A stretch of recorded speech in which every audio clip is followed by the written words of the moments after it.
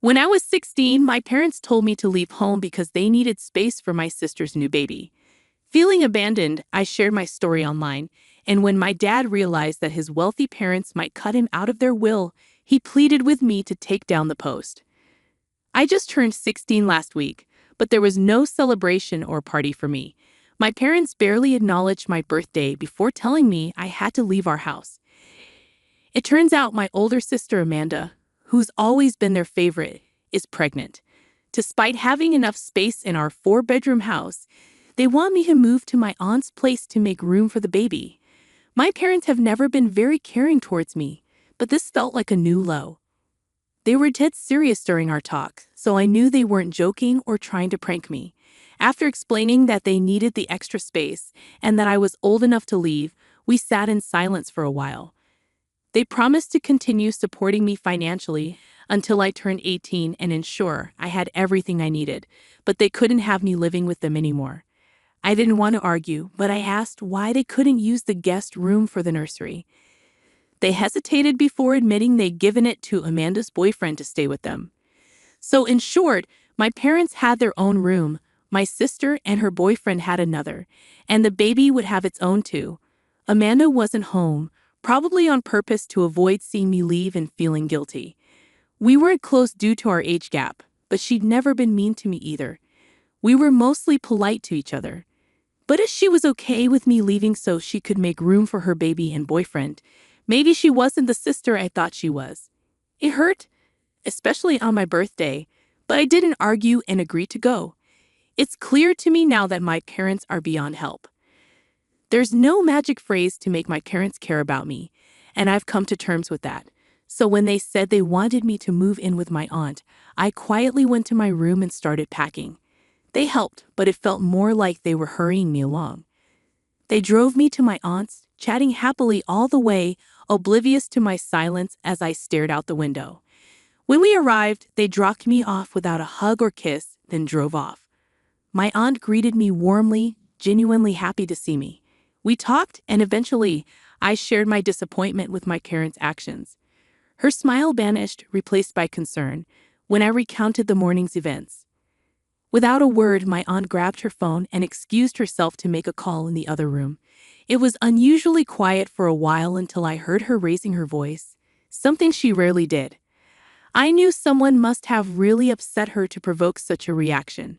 When she returned, her face was flushed with anger, a rare sight for her gentle demeanor. She explained that it was my parents who had angered her so much.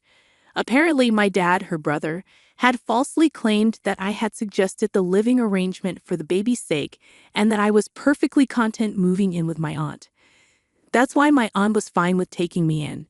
She could see I wasn't happy living with my parents, so my suggestion didn't seem out of place to her. Dad tried to persuade her, but she's single and not planning on marriage or kids, so having me around was like having a roommate, and Dad would cover my expenses. She genuinely liked having me and thought I wanted to be there, so she agreed. But now that she knew the truth, she called Dad to confront him.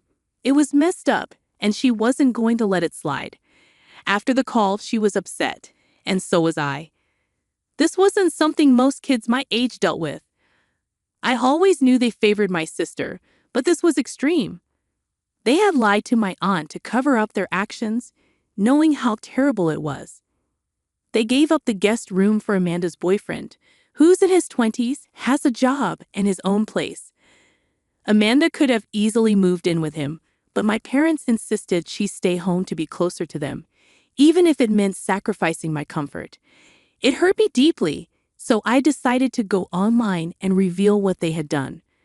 Unsure if my aunt would support me, I waited until she left the room, then posted everything on my phone without a second thought. I detailed not only that day's events, but also how my parents consistently treated me unfairly, making me feel like a second-class citizen in my own home. It was an emotional moment for me, and the post reflected that. After posting, tears streamed down my face. I turned off my phone, fearing the consequences. An hour later, I attempted to read but couldn't concentrate. When my aunt woke up, she hurried to the living room, where I sat since arriving. She calmly asked if I had posted something. I admitted I had. That was the extent of our conversation. I powered on my phone to find that family members had seen the post, and I had received numerous texts from my parents and sister. Meanwhile, relatives commented, expressing support, some reaching out to offer help. Despite the support from relatives, reading my parents' messages filled me with dread. They were seething with anger and hatred, demanding I remove the post. My dad's messages were particularly hurtful, even expressing regret for my existence. My mom's echoed his sentiments. The only slightly different message came from my sister, who simply asked to speak in person. I was overwhelmed by the flood of emotions and messages, unsure how to respond. So, I set my phone aside and withdrew from communication for a few days. Eventually, I decided to block my parents, feeling no desire to engage with them further. I knew my parents were obligated to support me financially until I turned 18, so besides that, I saw no reason to communicate with them. My aunt supported my decision, and if my dad tried to contact her, she didn't mention it to me. We acted as if nothing had happened, indicating her support for me. That was all I needed. For the past week, I had little to no contact with my parents.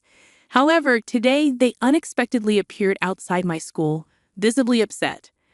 Fortunately, my friends, who were aware of the situation, surrounded me as a protective barrier, allowing me to avoid interaction with my parents if I chose not to.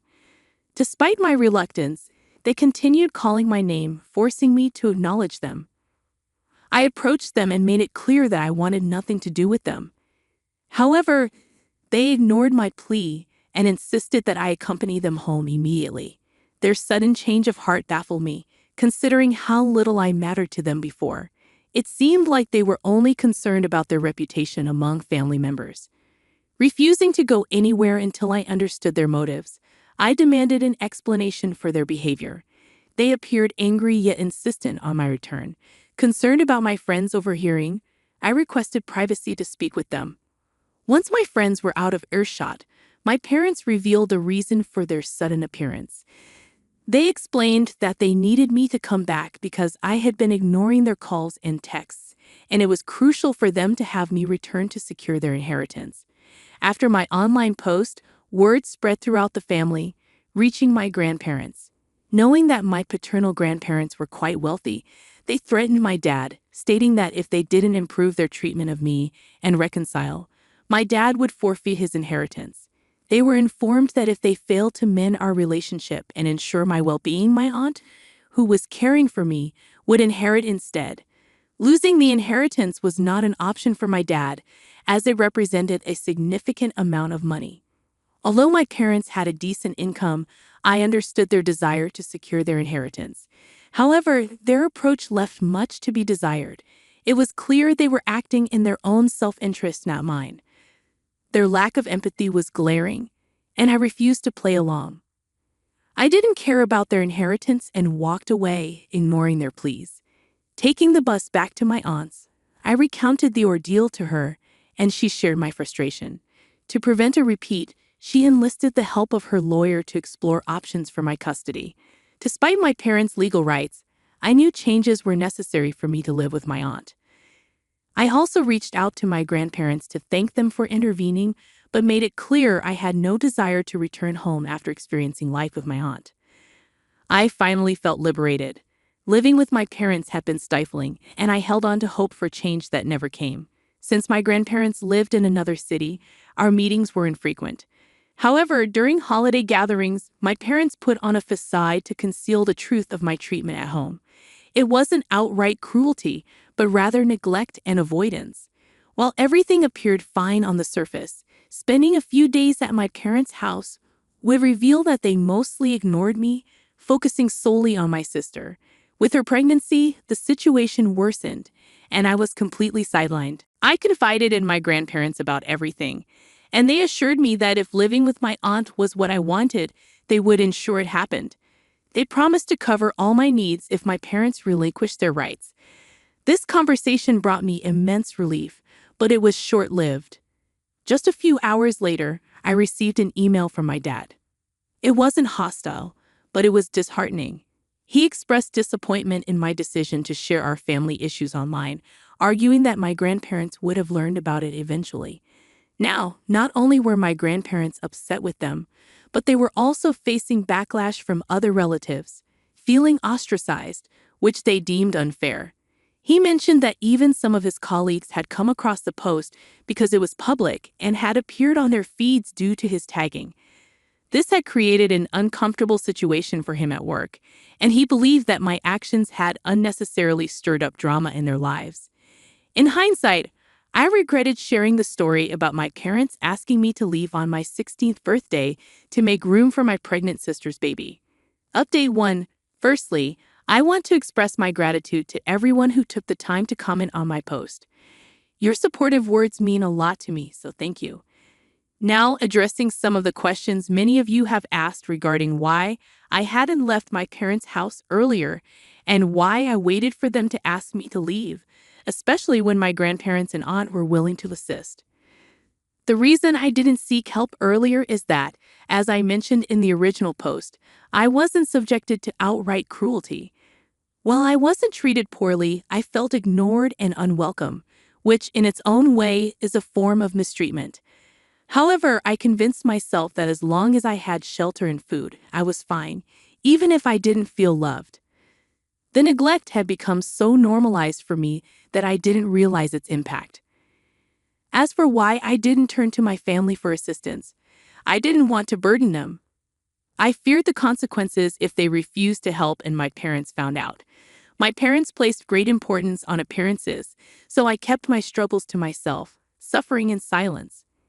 Additionally, my aunt didn't offer to take me in earlier out of respect for my parents, and she wasn't sure if I would want to live with her. However, the current situation unfolded naturally, and in hindsight, it's turned out for the best, albeit a bit late. My aunt is currently consulting with a lawyer to pursue transferring my custody rights to her, which will likely be challenging given the stakes involved with the inheritance. However, I have confidence that my grandparents and aunt will support me, even if it leads to legal proceedings. My aunt has been genuinely remorseful since my arrival, acknowledging the neglect I faced at home and regretting not intervening sooner. At least now, there's clarity within my family, and I'm feeling optimistic about the future. Regarding my sister, she reached out to me, expressing a desire to meet in person. Unsure how to respond, I chose to ignore her message. While she hasn't been overly unkind to me personally, she has adopted the same distant behavior as my parents. I had assumed that the decision to kick me out for her boyfriend and child was her idea, leading me to believe that our relationship might sour further as a result. I didn't respond to her initial message. Despite our strained relationship, I still felt closer to her than my parents because she treated me kindly whenever we interacted. It wasn't her fault that my parents favored her over me. So when she reached out again 3 days ago, asking me to visit, I decided to call her and inquire about her intentions. I assumed she wanted me to come back home, but to my surprise, she explained that she was currently living with her boyfriend and wasn't feeling well enough to go out. Instead, she wanted us to discuss the family situation. Intrigued, I agreed to meet her.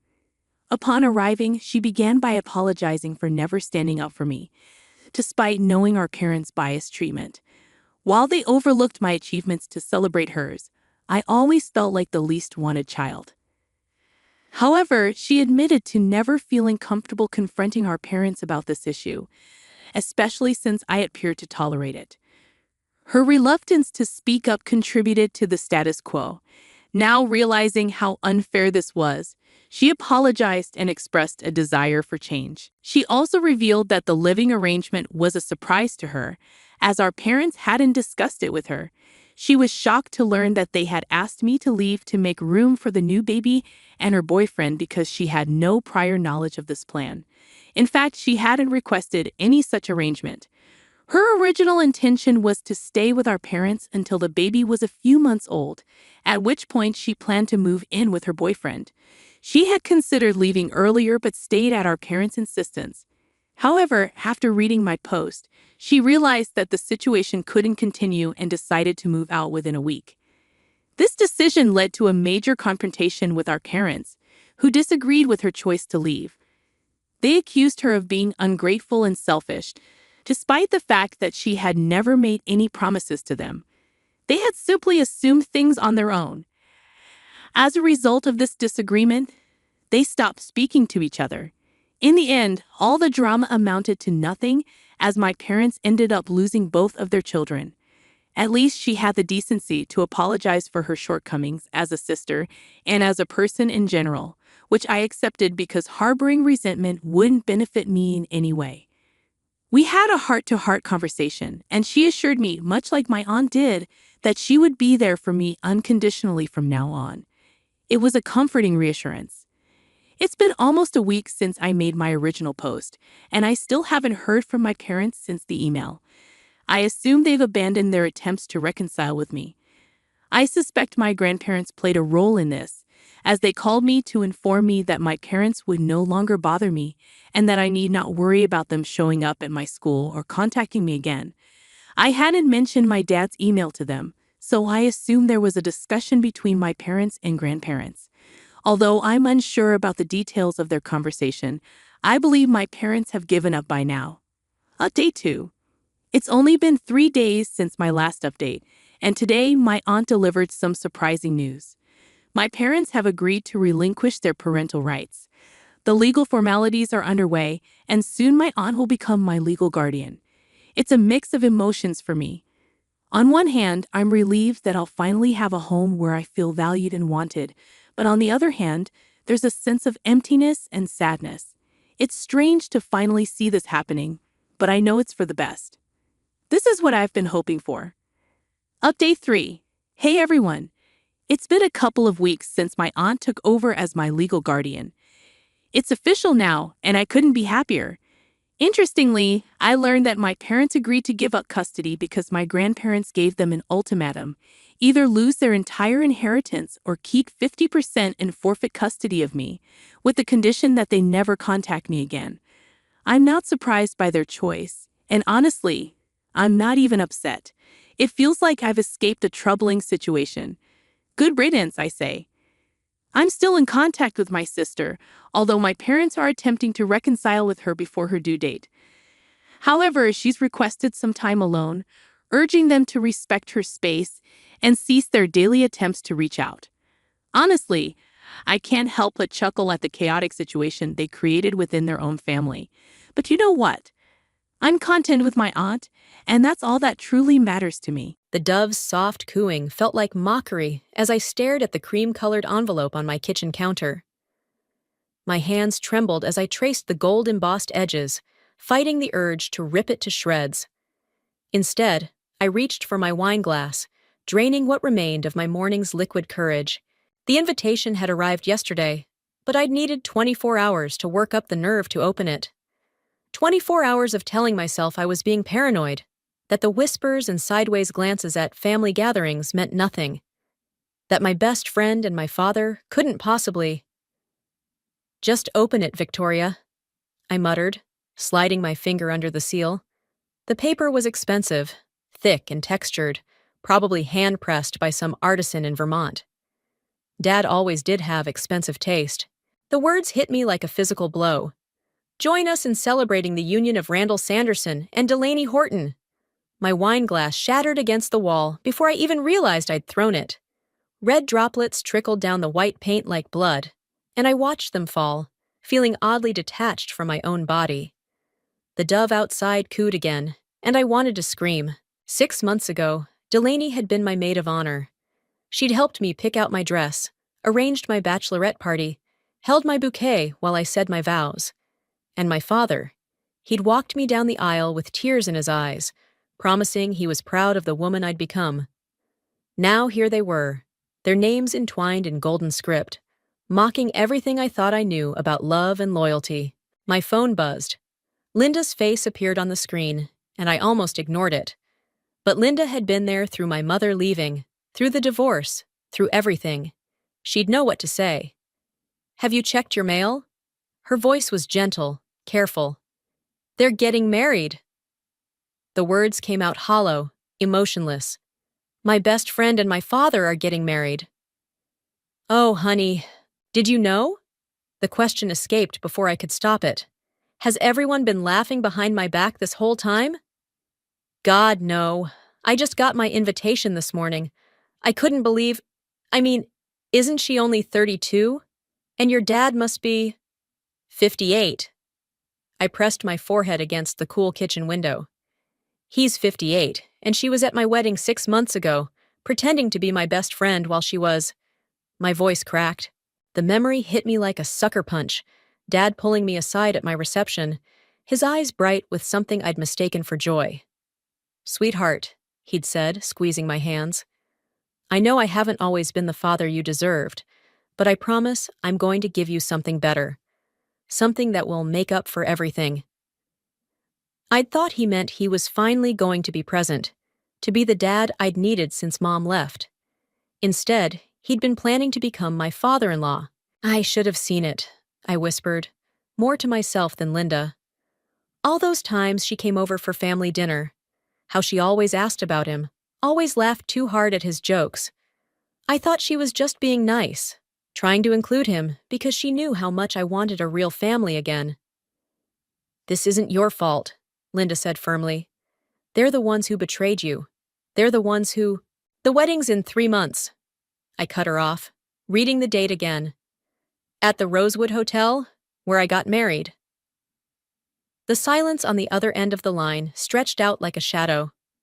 "Victoria!" Linda's tone held a warning. She knew me too well. "Whatever you're thinking, did I tell you what Dad said to me, right before I left for my honeymoon?" I traced a finger through the condensation on the window. "He said he was going to give me something better, something to make up for everything. Listen to me." "Well, maybe I should return the favor." My voice had gone quiet, steady. The shock was wearing off, replaced by something darker, something that burned. Maybe I should give them something better too. Something they'll never forget. The dove outside finally flew away, leaving behind a single white feather on my windowsill. I watched it flutter in the breeze, remembering how many we'd released at my wedding, how they'd symbolized peace, new beginnings, hope. This time, there would be no doves, no peace, no forgiveness, just justice. And I knew exactly how to serve it. The old photo album felt heavy in my lap, each page weighted with memories I couldn't trust anymore. I'd pulled it out, hoping to find— what? Proof that I'd imagined the whole thing? Instead, every image of Delaney at our family gatherings now seemed tainted, like watching a horror movie where you know the killer is hiding in plain sight.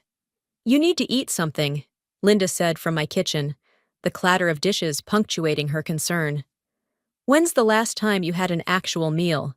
I flipped to a photo from last Christmas. There was Delaney perched on the arm of Dad's favorite chair, both of them laughing at some private joke. How had I been so blind? "Victoria?" Linda appeared with a plate of toast. "You're doing that thing again, where you disappear into your head and plot murder." "Not murder." I closed the album with a snap. "Just destruction. There's a difference." She set the plate down and settled beside me on the couch. "Talk to me. What are you really thinking?" "I'm thinking about the letter." I pulled it from between the album pages. Cream paper, matching the wedding invitation perfectly. The one Delaney sent me 3 weeks ago, gushing about how excited she was to be my bridesmaid, about how she'd always wanted a sister. Linda took the letter, scanning it quickly. Her sharp intake of breath told me she'd reached the part that had kept me awake all night. "Your father has been such a rock for me lately," she read aloud. "Every time Marcus and I fight, Randall reminds me that real love is worth waiting for." Jesus Christ! She was already sleeping with him. The words tasted like acid. While she was helping me pick out my wedding dress, while she was standing next to me at the altar, she was sleeping with my father. "We don't know that for sure." "Oh, I know." I grabbed my phone, pulling up the text thread. "Look at these messages.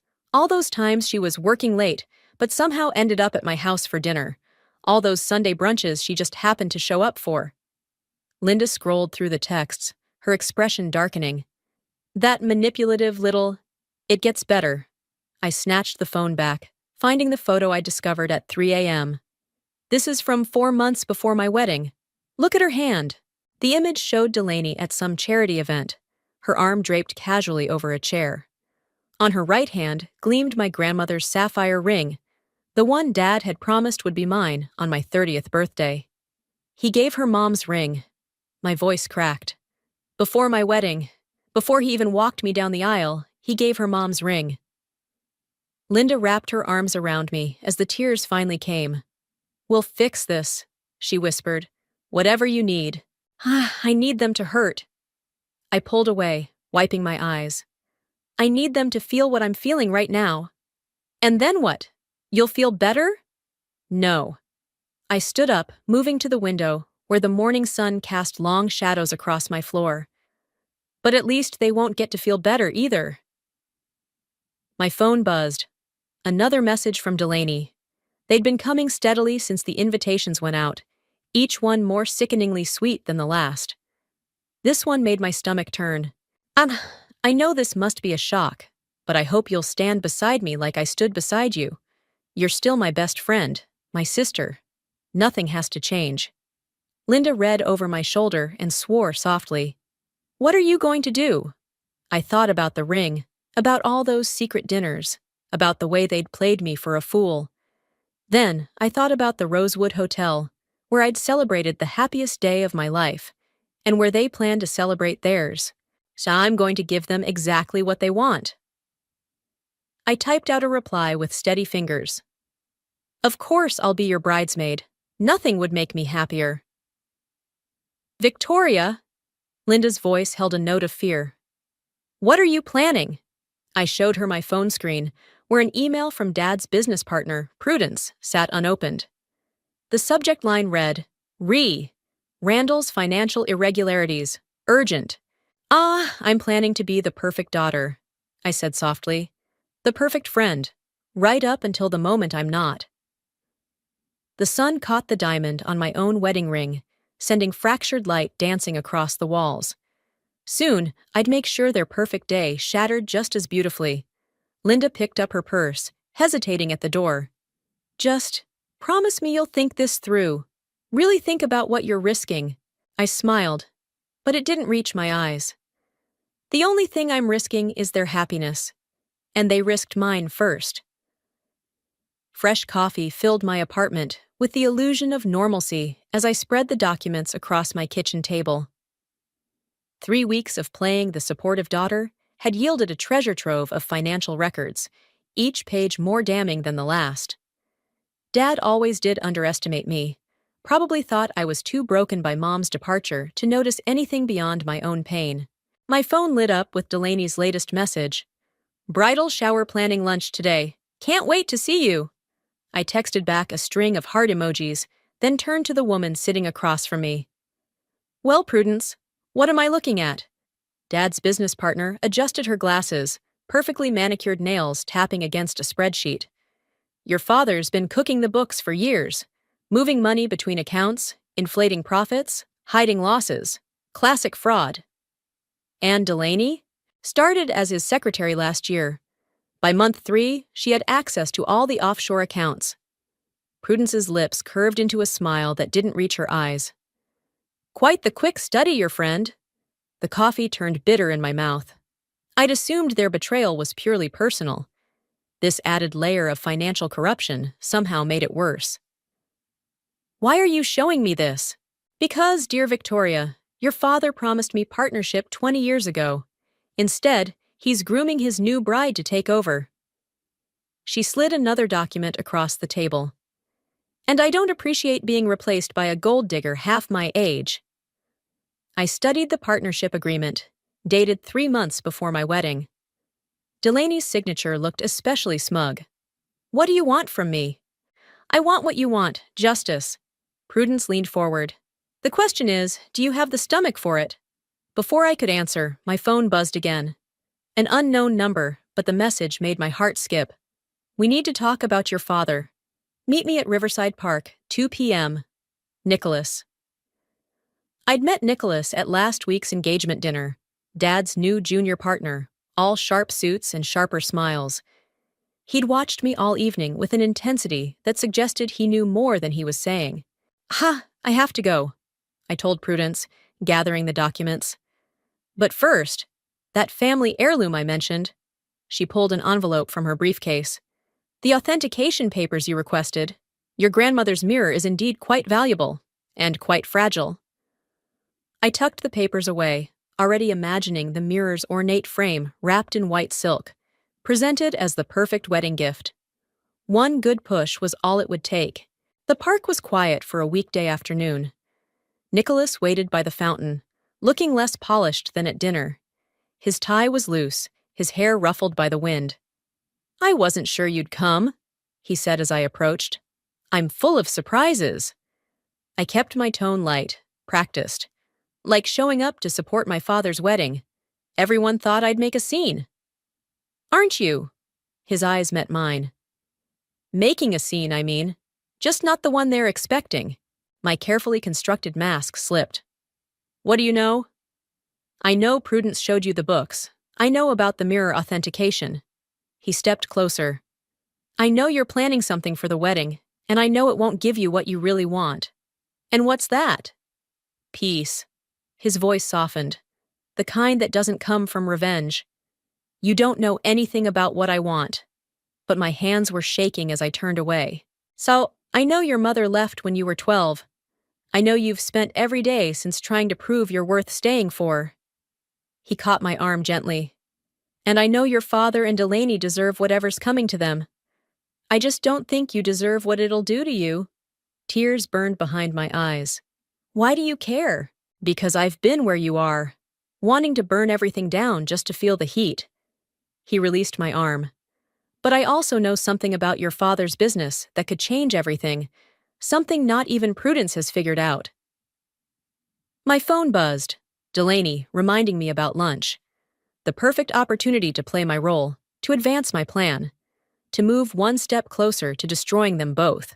But Nicholas's words had cracked something open inside me, exposing a truth I'd been avoiding. Revenge might break them, but it was already breaking me.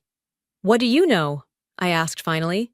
He pulled out his phone, showing me an email chain that made my blood run cold. "The question is, what are you going to do about it?" The answer would change everything. I just didn't know if I was ready for what that meant. Rain tapped against the window of the bridal boutique, matching the hollow rhythm in my chest as Delaney twirled in another white dress. The email chain from Nicholas played on repeat in my mind. Proof that Dad's company wasn't just committing fraud.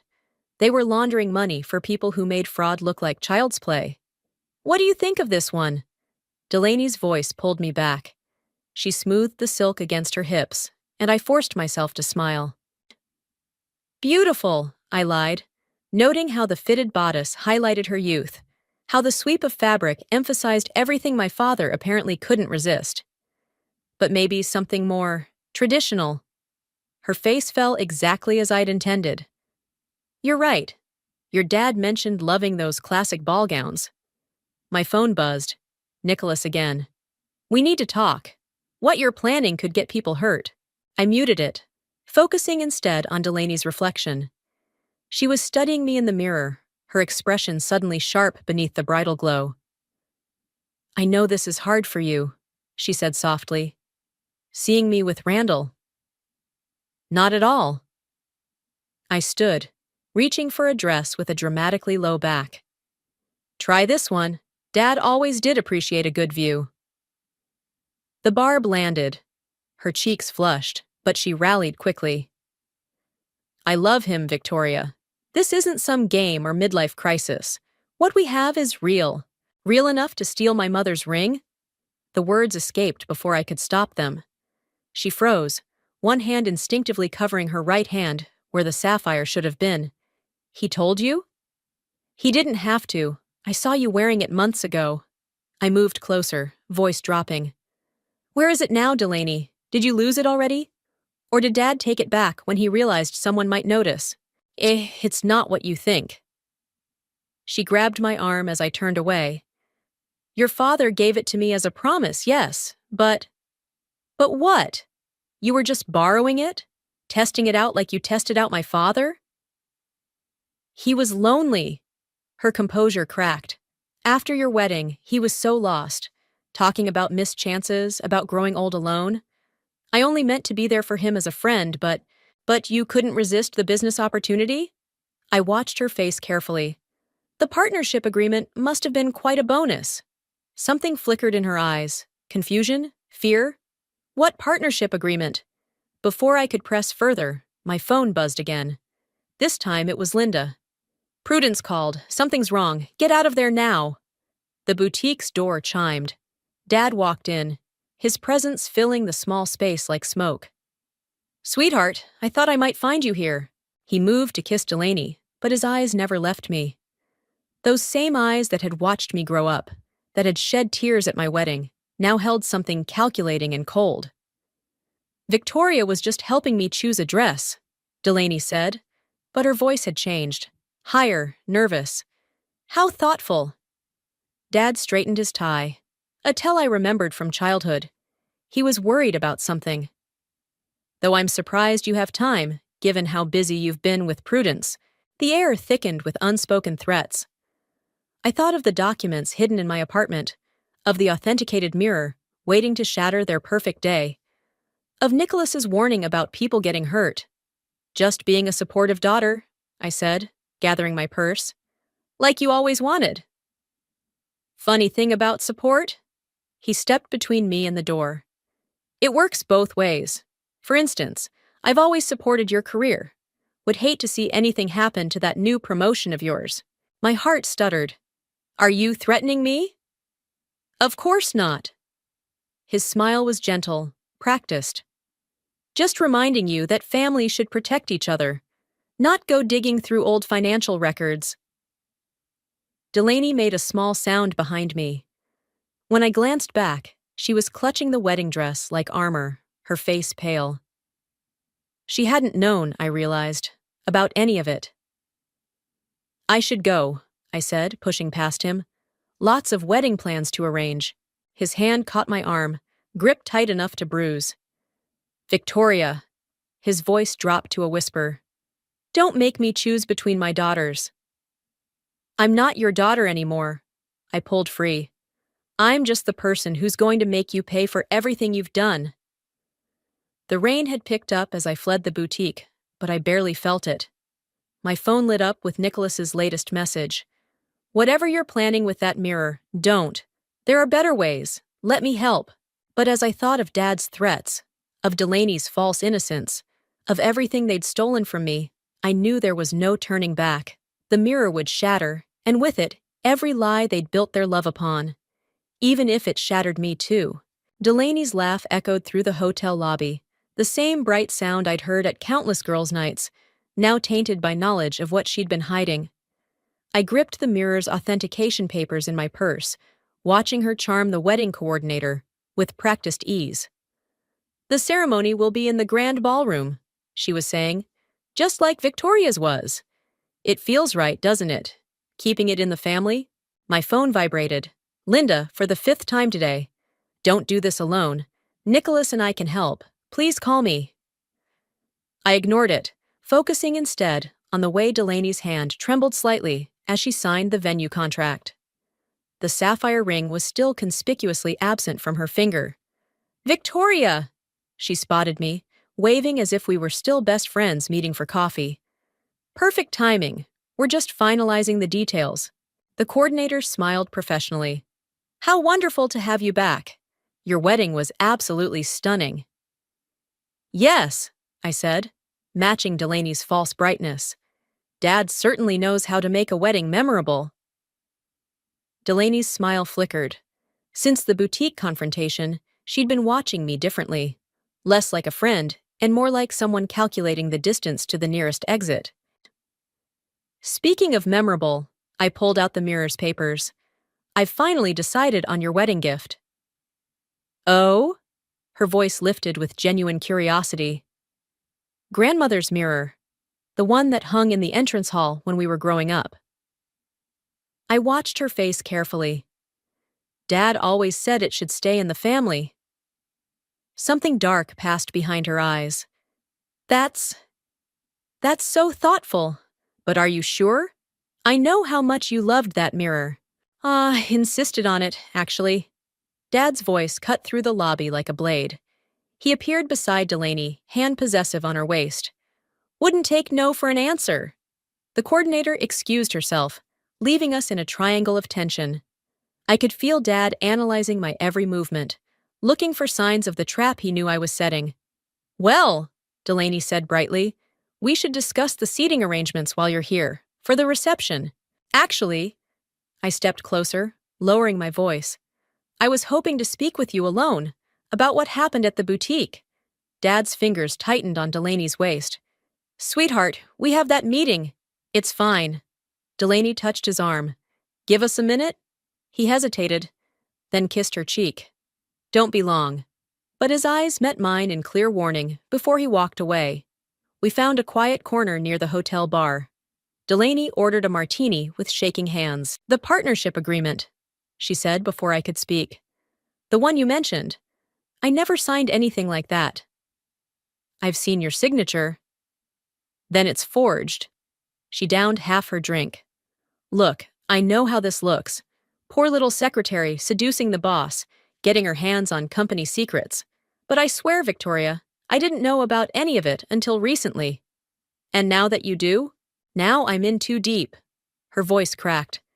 The things your father is involved with, the people he works with, I can't just walk away. You could help me stop him. She laughed bitterly. You don't get it.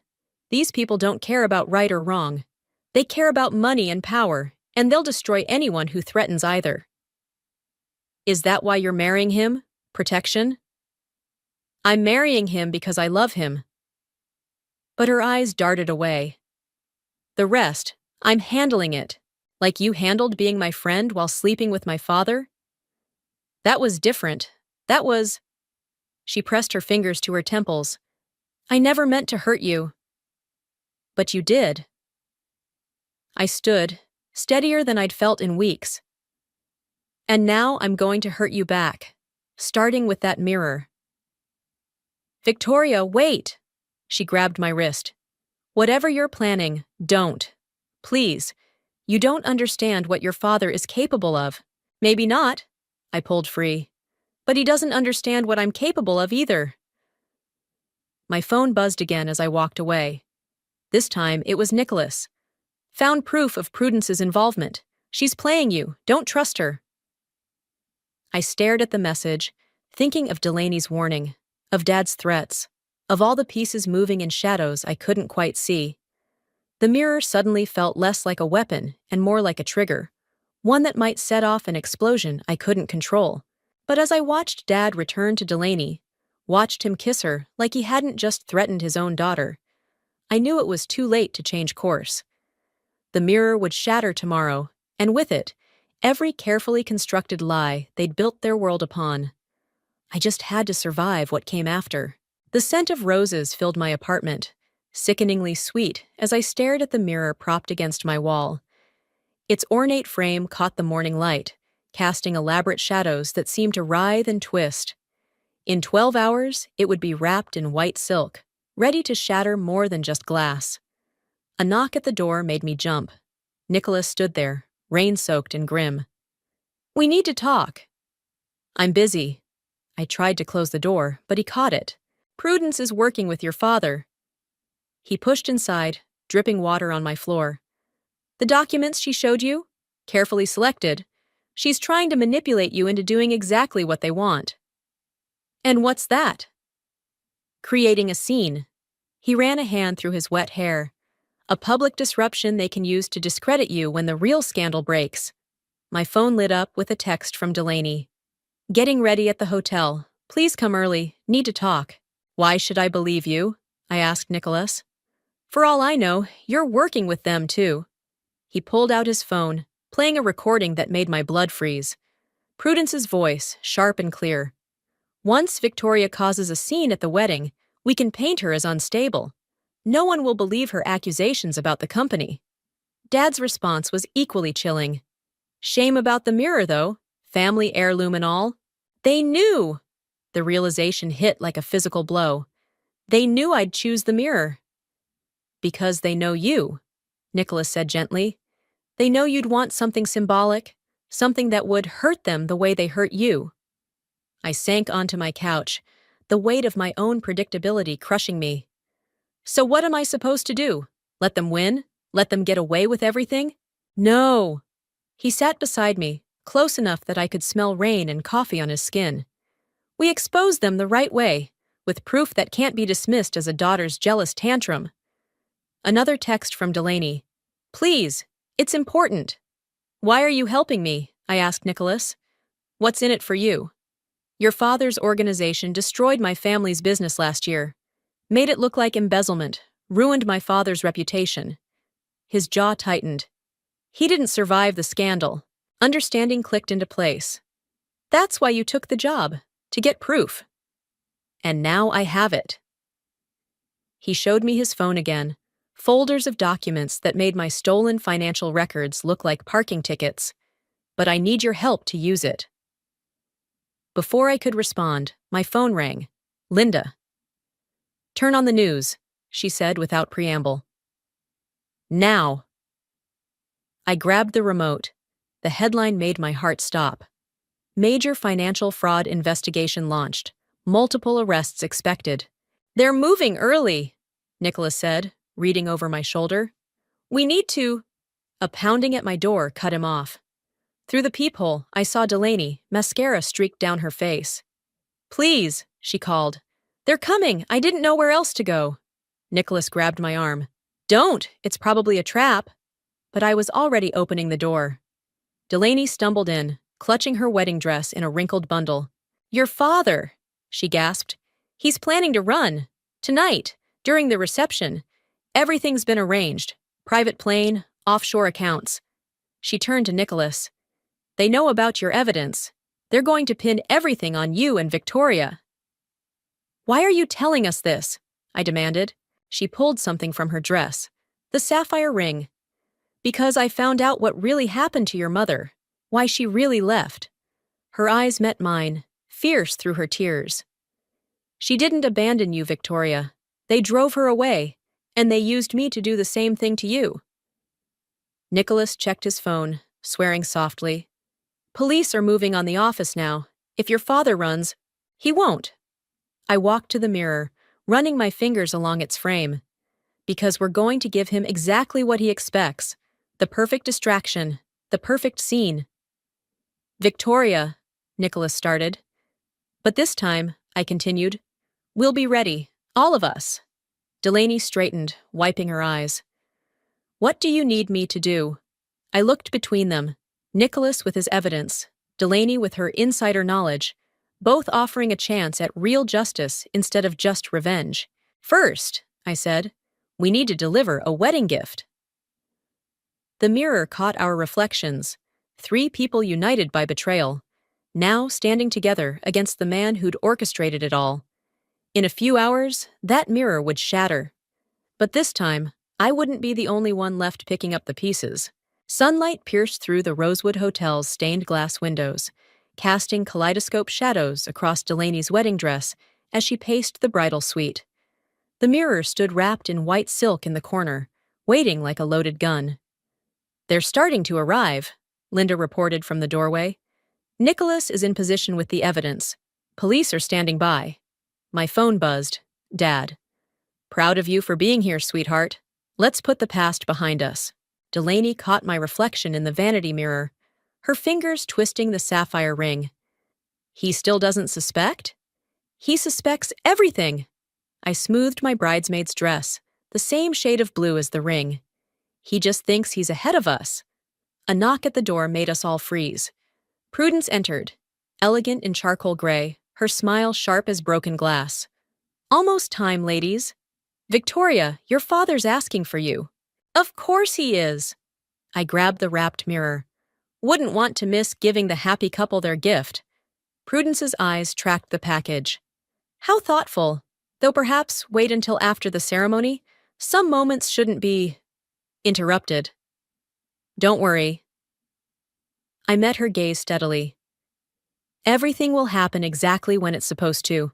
The hotel corridor stretched endlessly, my heels clicking against marble as I approached Dad's suite. Each step felt like moving through water, memories flooding back, walking the same path on my wedding day, believing in love and family and forever. He opened the door before I could knock. "Victoria!" His voice was warm, practiced, perfect. I was hoping we could talk. The suite smelled of his familiar cologne, but something else lingered beneath it. Fear, maybe. Or desperation. He poured 2 glasses of scotch with slightly trembling hands. "You didn't have to do this," he said, offering me one. "Play along, pretend to accept things. I know how much we hurt you." "Do you?" I set the mirror down carefully. "Do you really?" "More than you know." He moved to the window, watching guests arrive below. "Your mother, she would have handled this better, would she?" My voice stayed steady. "Or did you drive her away too?" He turned sharply. "What did Delaney tell you?" "Enough."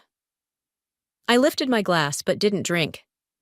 "About the threats, the manufactured evidence, the way you forced Mom to leave by making her look unstable, just like you're planning to do to me." His mask slipped for just a moment, showing something cold and calculating beneath. "You don't understand. I understand perfectly." I set my glass down. "You destroy anyone who threatens your control. Your wife, your daughter, probably Delaney eventually. The only difference is, I'm not running away." "No," he said softly. "You're planning something much stupider." He moved toward the mirror. "Let me guess. It's rigged to shatter? Create a scene? Expose my sins to all our guests? Would I do that? Yes." His smile was almost proud. "Because you're my daughter, but you're not thinking big enough." He pulled out his phone, showing me a news alert. "Major financial firm CEO found dead, apparent suicide." The photo showed Nicholas's building. My heart stopped. "No, don't worry, he's alive, for now."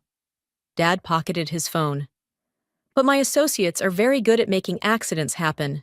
To him, to Linda, to anyone helping you with your little revenge plot." "You're bluffing." "Am I?" He stepped closer. "Walk away, Victoria. Take the settlement I'm offering and disappear, like your mother should have." For a moment I wavered. The weight of what I was risking, not just my safety, but everyone who'd helped me, pressed down like lead. Then my phone buzzed. A photo from Nicholas.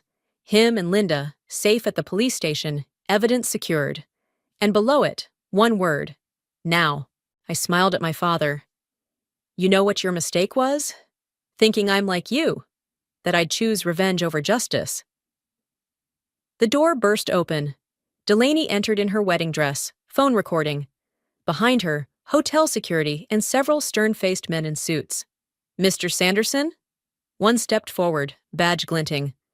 "We have some questions about your conversation just now, and about your wife's disappearance 15 years ago." Dad's face contorted. He lunged for the mirror, perhaps hoping to create the very distraction he'd expected from me. But I was faster. I caught the package before it fell, carefully unwrapping it to reveal not my grandmother's mirror, but a simple digital recorder. His entire confession captured in pristine audio. "You're right," I said as they led him away. "I am your daughter. That's how I knew exactly how you'd try to stop me." Delaney touched my arm, tears cutting through her perfect makeup. "I'm so sorry. For everything." Through the window, I watched them load my father into an unmarked car. The sun caught the sapphire ring one last time, no longer a symbol of betrayal, but of truth finally brought to light. "Don't be sorry," I said. "Be free." The soft hush of night wrapped around the Rosewood Hotel as guests slowly filtered out, whispering about the scandal, the arrests, the wedding that wasn't. I sat alone in the empty ballroom, surrounded by untouched champagne glasses and centerpieces that would never see their moment of glory. My phone hadn't stopped buzzing. Reporters, distant relatives, old friends suddenly eager to reconnect. I ignored them all, focusing instead on the small package in my lap, delivered by hotel staff just minutes ago. The handwriting on the note was achingly familiar. "I've waited 15 years to give you this. Mom." My hands trembled as I opened it, revealing my grandmother's actual mirror. Not the decoy we'd used in the sting, but the real family heirloom. smaller than I remembered, designed to fit in a purse, its silver surface still pristine despite the years. "I thought you might be here."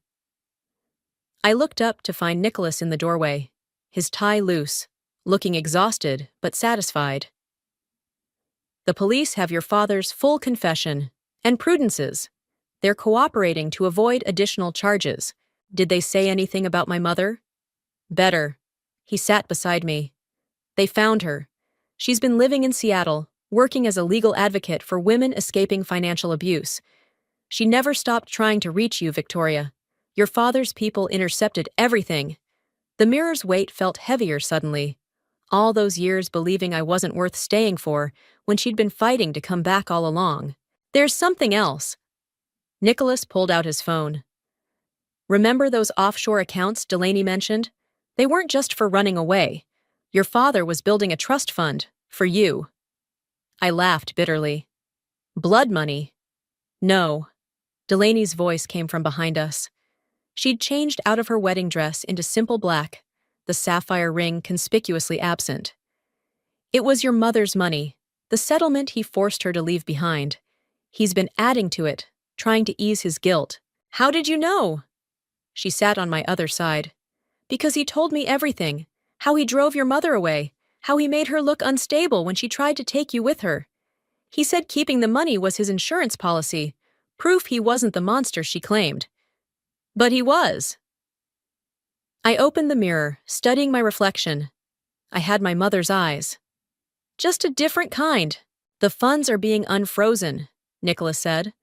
"Once the investigation concludes, it's all yours. Your mother's lawyers are already working on it." A movement caught my eye. Linda in the doorway, holding her phone. "She's here, your mom, in the lobby. She's asking to see you." My heart stuttered. "I'm not ready." "Yes, you are." Delaney squeezed my hand. "You've been ready for 15 years. I stood, the mirror clutched to my chest. What do I even say? "Whatever you need to." Nicholas straightened my dress, his touch gentle. The truth has a way of finding its own words. The lobby felt miles away, each step echoing through empty corridors. I thought of all the ways I'd imagined this moment, all the accusations and tears I'd rehearsed in my head. She stood by the fountain, older than in my memories, but somehow exactly the same. When she saw me, her hands flew to her mouth. "Victoria!" Her voice broke on my name. My brave, brilliant girl. I meant to be strong, meant to ask my questions calmly, to maintain control. Instead, I fell into her arms like I was 12 years old again, the mirror pressed between us. "I'm so sorry," she whispered into my hair. "I never stopped fighting to get back to you." "I know." And suddenly I did know, with a certainty that washed away years of doubt. "I found my way back to you too." She pulled back, touching my face. "You did more than that. You found the truth. You finished what I couldn't. We both did." I showed her the mirror. Together. Behind us, I heard Linda quietly ushering everyone else away, giving us privacy. Through the hotel's windows, dawn was breaking over the city, painting everything in new light. "I have so many questions," I said. "I have so many answers." She smiled through her tears. "And all the time in the world to share them." I opened the mirror one last time, but instead of studying my reflection, I watched our images together. Mother and daughter, lost and found, broken and healing. The glass didn't shatter. It didn't need to. Sometimes the most powerful revenge isn't destruction at all. It's reconstruction, building something stronger from the pieces of what was broken. And finally, after 15 years, we could begin. I couldn't sleep the night before our trip. Not from excitement, from this gnawing feeling in my gut that something wasn't right. I ignored it, like I always do when my anxiety flares. Because that's what good friends do, right? They trust. The airport buzzed with early morning chaos as I juggled my carry-on and the group's itinerary I'd spent weeks perfecting. My phone pinged with Cecilia's message. "Running late. Save us spots in the security line." I smiled, scrolling through our group chat where everyone had been gushing about our girls' trip to Barcelona for months. 5 best friends since college, our first international vacation together. And I'd been the one to make it happen, researching hotels, finding flight deals, creating spreadsheets of must-see attractions. Lucia! I turned to see Paisley rushing toward me, her blonde hair bouncing with each step. She threw her arms around me, smelling of expensive perfume and coffee. God, I can't believe we're actually doing this. She squeezed my shoulders. Cecilia and the others are parking. They sent me ahead to find you. Relief washed over me. That knot in my stomach? Just regular travel anxiety. I've got our boarding passes ready, I said, pulling out my phone. And I exchanged some euros yesterday, enough to split between us until we find an ATM in Barcelona. Paisley's smile flickered for just a second. You're always so prepared. What would we do without you? The security line moved quickly. I kept glancing back toward the entrance, checking my phone. They're cutting it close, I muttered, checking the time. Paisley shrugged. You know Cecilia. She's probably making Morgan carry all her bags. I laughed, but that feeling returned, sharper now. Should I call them? Our boarding starts in 40 minutes. I'll text, Paisley said, typing rapidly. She frowned at her screen. Service is spotty in here. By the time we cleared security, my chest felt tight. 30 minutes to boarding and still no sign of the others. Something's wrong, I said, dialing Cecilia's number. Straight to voicemail. Same with Morgan's and Krista's. Paisley touched my arm. Hey, I need to use the bathroom. Watch my stuff? I nodded, still staring at my phone. 25 minutes to boarding. I sent another group message. Where are you guys? About to board. 15 minutes later, Paisley hadn't returned. I called her phone. No answer. I gathered our bags and hurried to the bathroom, pushing open the door. Paisley? Empty stalls greeted me. 10 minutes to boarding. My hands shook as I called each friend again. Nothing. I rushed to our gate, dragging both my bag and Paisley's, telling myself there was an explanation. Traffic, a car problem, anything. Final boarding call for flight 14222 to Barcelona. I stood frozen at the gate, 5 boarding passes in my hand. The flight attendant gave me a sympathetic look. Miss, are you boarding? My voice came out small. I'm waiting for my friends. I'm sorry, but we're closing the doors. You need to board now or miss the flight. I boarded alone, numb. Paisley's abandoned bag now checked with the gate agent. The empty seats beside me screamed louder than any explanation could.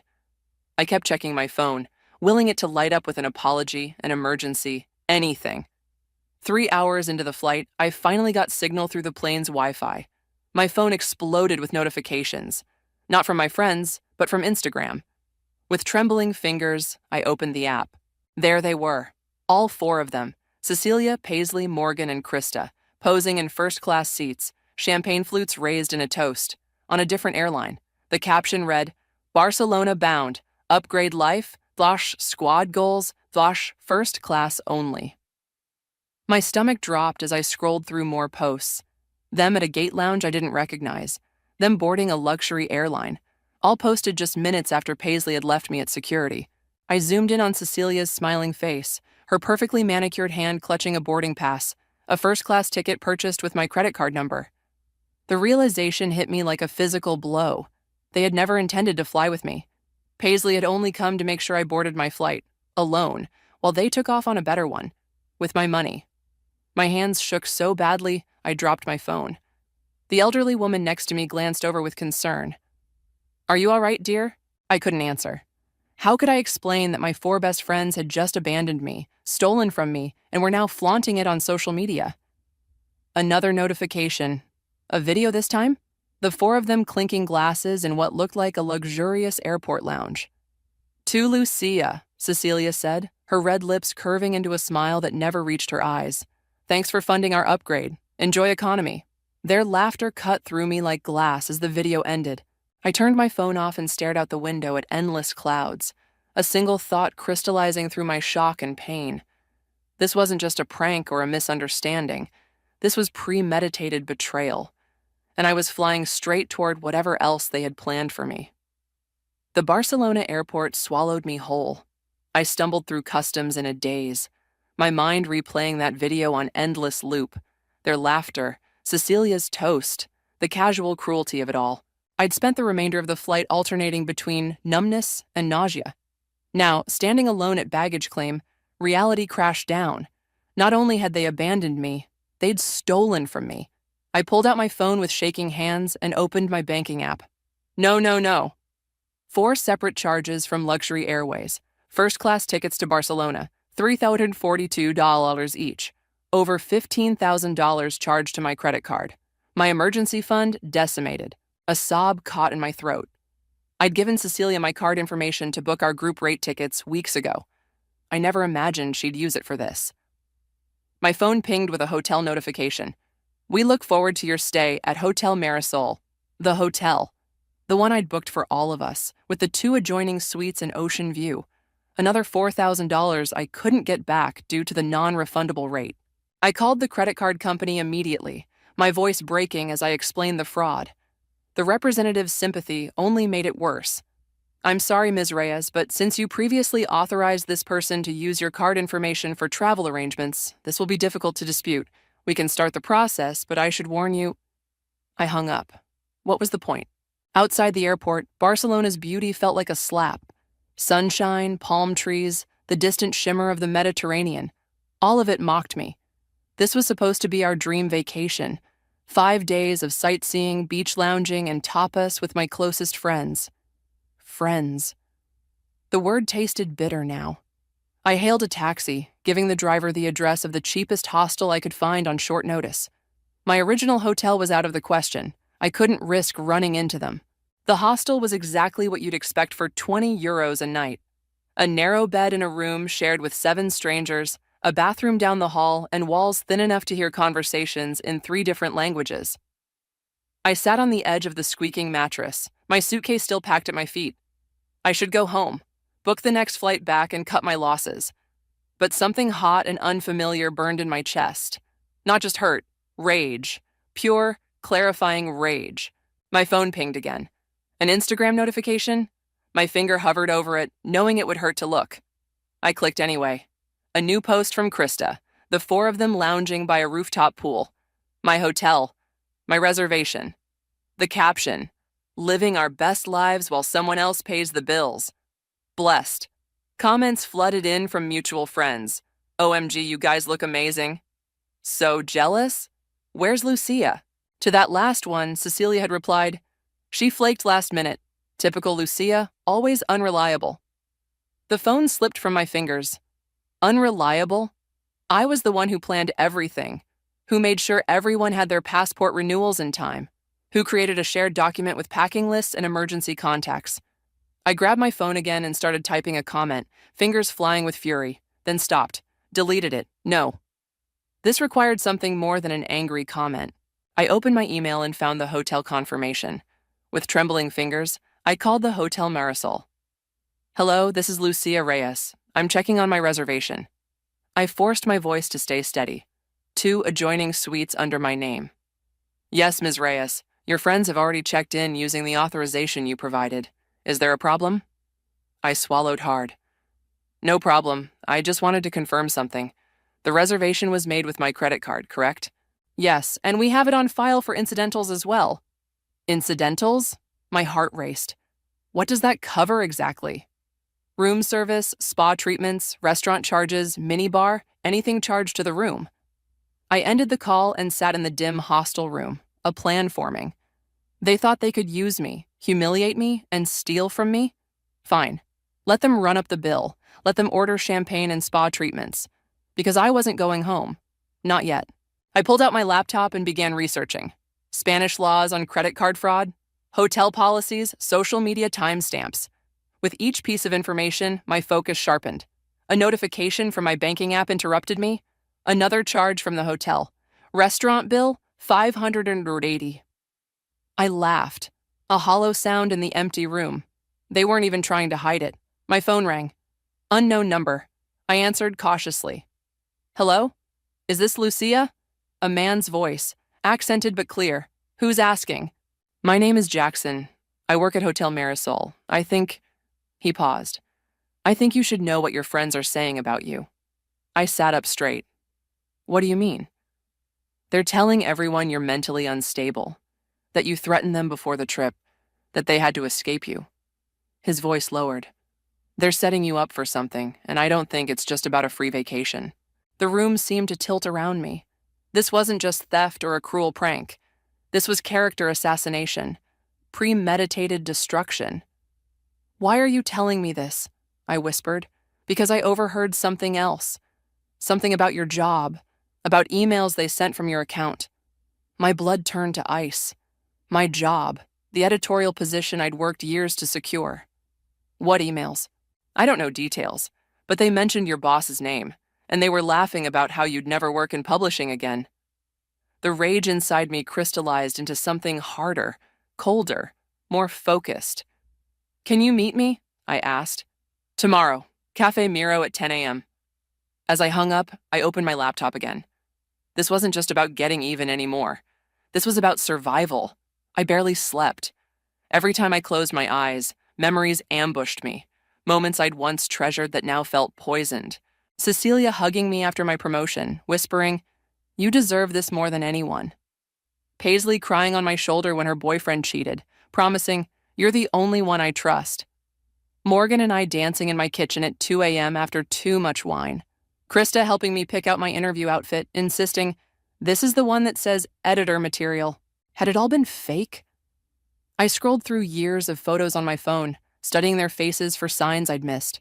The trip to Miami last year, my birthday dinner 3 months ago, the weekly brunches. When had they decided I was disposable? By morning, my eyes burned and my head throbbed.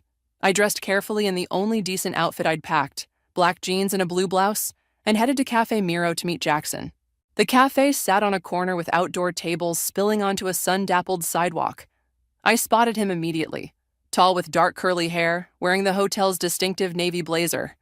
He stood when he saw me, his expression somber. "Lucia, I'm Jackson." I slid into the chair across from him, hands wrapped around my bag like a shield. "Thank you for meeting me, for warning me." He nodded, sliding a coffee toward me. "I ordered for you. Hope that's okay." I took a sip, grateful for the caffeine. "Why are you helping me? You could lose your job." Jackson's eyes, deep brown with flecks of amber, met mine. My sister went through something similar in university, a group of friends who turned on her. Nobody believed her until it was too late. He shrugged. "I guess I'm trying to balance some cosmic scale." "What exactly did you hear them say about me?" He leaned forward. "They were in the hotel bar last night, drinking expensive champagne. The one with the red hair? Cecilia." "Yes. She was showing the others something on her phone. Emails, I think. She said, Lucia's boss will fire her before she even gets back. No publishing house will touch her after this." My stomach clenched. "Did you see what was in the emails?" "No, but they mentioned someone named Spencer. Said he was helping them." Spencer. The name hit me like a physical blow. "Spencer Bennett?" Jackson nodded. "You know him?" I stared into my coffee, memories shifting into horrifying new patterns. Spencer, the charming literary agent I'd met at a publishing conference 3 months ago, who'd asked me out for drinks, who'd seemed so interested in my career, my friends, my life, who'd disappeared after our 3rd date, right around the time Cecilia started planning this trip. "He works with my publishing house," I said quietly. "We went out a few times. He had access to my work email once when he borrowed my phone." Jackson's expression darkened. "There's more. The blonde one. Paisley. She seemed uncomfortable, said something like, 'This is going too far.' The redhead shut her down immediately. Said, 'After what Lucia did to me, she deserves worse.' I froze. What I did to her, I haven't done anything to Cecilia. That's what the quiet one said too. Morgan. She asked what you'd done that was so terrible. The redhead just said, 'You don't know everything about our sweet Lucia.' My mind raced. Cecilia and I had been friends for 8 years without major conflict. What could she possibly think I'd done? "I need to see those emails," I said, "and I need to know what they're planning next." Jackson hesitated. "I work the evening shift at the hotel bar. I could keep an eye on them, maybe get more information." "Why would you risk that for me? You don't know me." His eyes softened. "Let's just say I recognize the look of someone who's been blindsided by people they trusted." Back at the hostel, I opened my laptop with shaking hands and logged into my work email. Nothing seemed amiss at first glance. No angry messages from my boss, no suspicious sent items. Then I checked the trash folder. My blood ran cold. 3 emails sent from my account to senior editors at rival publishing houses, offering confidential manuscripts from our upcoming catalog. Emails to my boss complaining about his leadership and threatening to quit. Worst of all, an email to our biggest author, criticizing her latest draft in cruel, unprofessional terms. All sent while I was on the plane to Barcelona. All deleted afterward. I called my boss immediately, my voice shaking as I explained about the hacked account, the fraudulent emails. Lucia, he cut me off, his voice ice cold. I've already heard from 3 publishing houses and Caroline Wright herself. Whatever game you're playing, it's over. We'll discuss your termination when you return. The line went dead. I sat frozen, staring at the wall. My career, the thing I'd worked towards since college, destroyed in a day. My phone pinged with a text from Jackson. They're planning something for tonight. Overheard them talking about La Rambla at 9 p.m. Something about making sure you show up. I texted back. How would they make sure I show up somewhere? His response came seconds later. They mentioned posting something that would force you to come find them. As if on cue, my phone buzzed with an Instagram notification. A new post from Krista. My fingers trembled as I opened it. A photo of my passport laid out on a hotel bed. The caption, "Found this in our room. Poor Lucia must be panicking without it. If you're reading this, honey, come to La Boqueria at 9 p.m. We'll be waiting with your ticket home." Good friends, jar helping out. I hadn't even realized my passport was missing. Paisley must have taken it when she disappeared at the airport. Without it, I couldn't fly home, couldn't escape whatever trap they were setting. I stared at the photo, a cold clarity washing over me. They thought they had all the power, that I would come running, desperate and afraid. They didn't know that desperate people are dangerous, and they had no idea what I was capable of. La Boqueria market pulsed with life even as evening approached. Vendors called out final discounts, tourists haggled over souvenirs, and locals navigated the chaos with practiced ease. I blended in among them, baseball cap pulled low, sunglasses hiding my red-rimmed eyes. I'd arrived an hour early to scout the location. No way was I walking blindly into whatever Cecilia had planned. From my vantage point at a small tapas bar at the market's edge, I could monitor the main entrance while remaining hidden. I sipped a glass of wine I couldn't taste, my nerves electric with anticipation. My phone buzzed. Jackson. I'm at the north entrance, no sign of them yet. After our coffee meeting, Jackson had offered to help me tonight. I'd hesitated. Involving a stranger in my mess felt wrong, but I needed eyes in places I couldn't be. Thanks, I texted back. Remember, don't approach them. Just let me know when they arrive and where they position themselves. I'd spent the afternoon preparing. First, filing a police report about my stolen passport, a paper trail that might prove useful later. Then researching Spanish privacy laws after discovering Krista's post with my passport had been shared hundreds of times. Finally, calling the American embassy to report the theft and arrange an emergency replacement. The embassy appointment wasn't until tomorrow morning, which meant tonight I needed to get my passport back without falling into whatever trap they'd set. My phone buzzed again. Jackson. They're here, all 4 of them. Plus a man I don't recognize. Tall, blonde, expensive watch. Spencer. My stomach twisted. Where are they setting up? I texted. Central Fountain. The blonde one is holding your passport, visible in her hand. Paisley. Of course they'd give her that job. The weakest link. Any sign they've spotted you? No, I'm just another tourist taking photos. I took a deep breath and texted him my plan. It was risky, but it was the best I could come up with on short notice. At 8:55 p.m., I moved to my position near a crowded churro stand, 20 meters from the fountain. From here, I could see them, but remained partially obscured by the line of customers. They stood in a loose circle around the fountain, Cecilia in a striking red dress that made her look like she was attending a cocktail party rather than meeting in a market. Morgan and Krista flanking her like bodyguards, Paisley slightly apart, my passport clutched in her manicured hand, and Spencer, his arm casually draped around Cecilia's waist. The sight of them together confirmed my suspicions. This wasn't just about a free vacation. This was personal. At exactly 9 p.m., Jackson approached them, playing his role perfectly. A concerned hotel employee who recognized them from the Marisol. Excuse me, I heard him say as I inched closer, still hidden by the churro line. Are you guests from Hotel Marisol? There's been an incident with your room charges. Cecilia's smile faltered. What kind of incident? The credit card on file has been reported stolen. The police are at the hotel taking statements. They asked me to locate you. Cecilia's face hardened. That's ridiculous. We have authorization to use that card. Spencer stepped forward, all smooth confidence. There must be some mistake. I'm sure we can clear this up. Jackson shook his head. The card holder filed a formal police report. Something about identity theft and unauthorized charges. They're quite serious. I watched Cecilia's composure crack slightly. Good. Let her feel a fraction of the panic I'd felt. This is absurd, she snapped. Lucia gave us permission to use her card. The police mentioned something about emails, too, Jackson continued. Corporate espionage? They're seizing the hotel computers for evidence. Spencer's arm dropped from Cecilia's waist. What exactly did the police say? As they focused on Jackson, I made my move. Slipping through the crowd, I approached from behind Paisley, who stood slightly apart from the others, looking increasingly uncomfortable. I tapped her shoulder. She turned, her eyes widening in shock. Lucia! Before she could alert the others, I spoke quietly but firmly. Give me my passport, Paisley. Her hand tightened around it.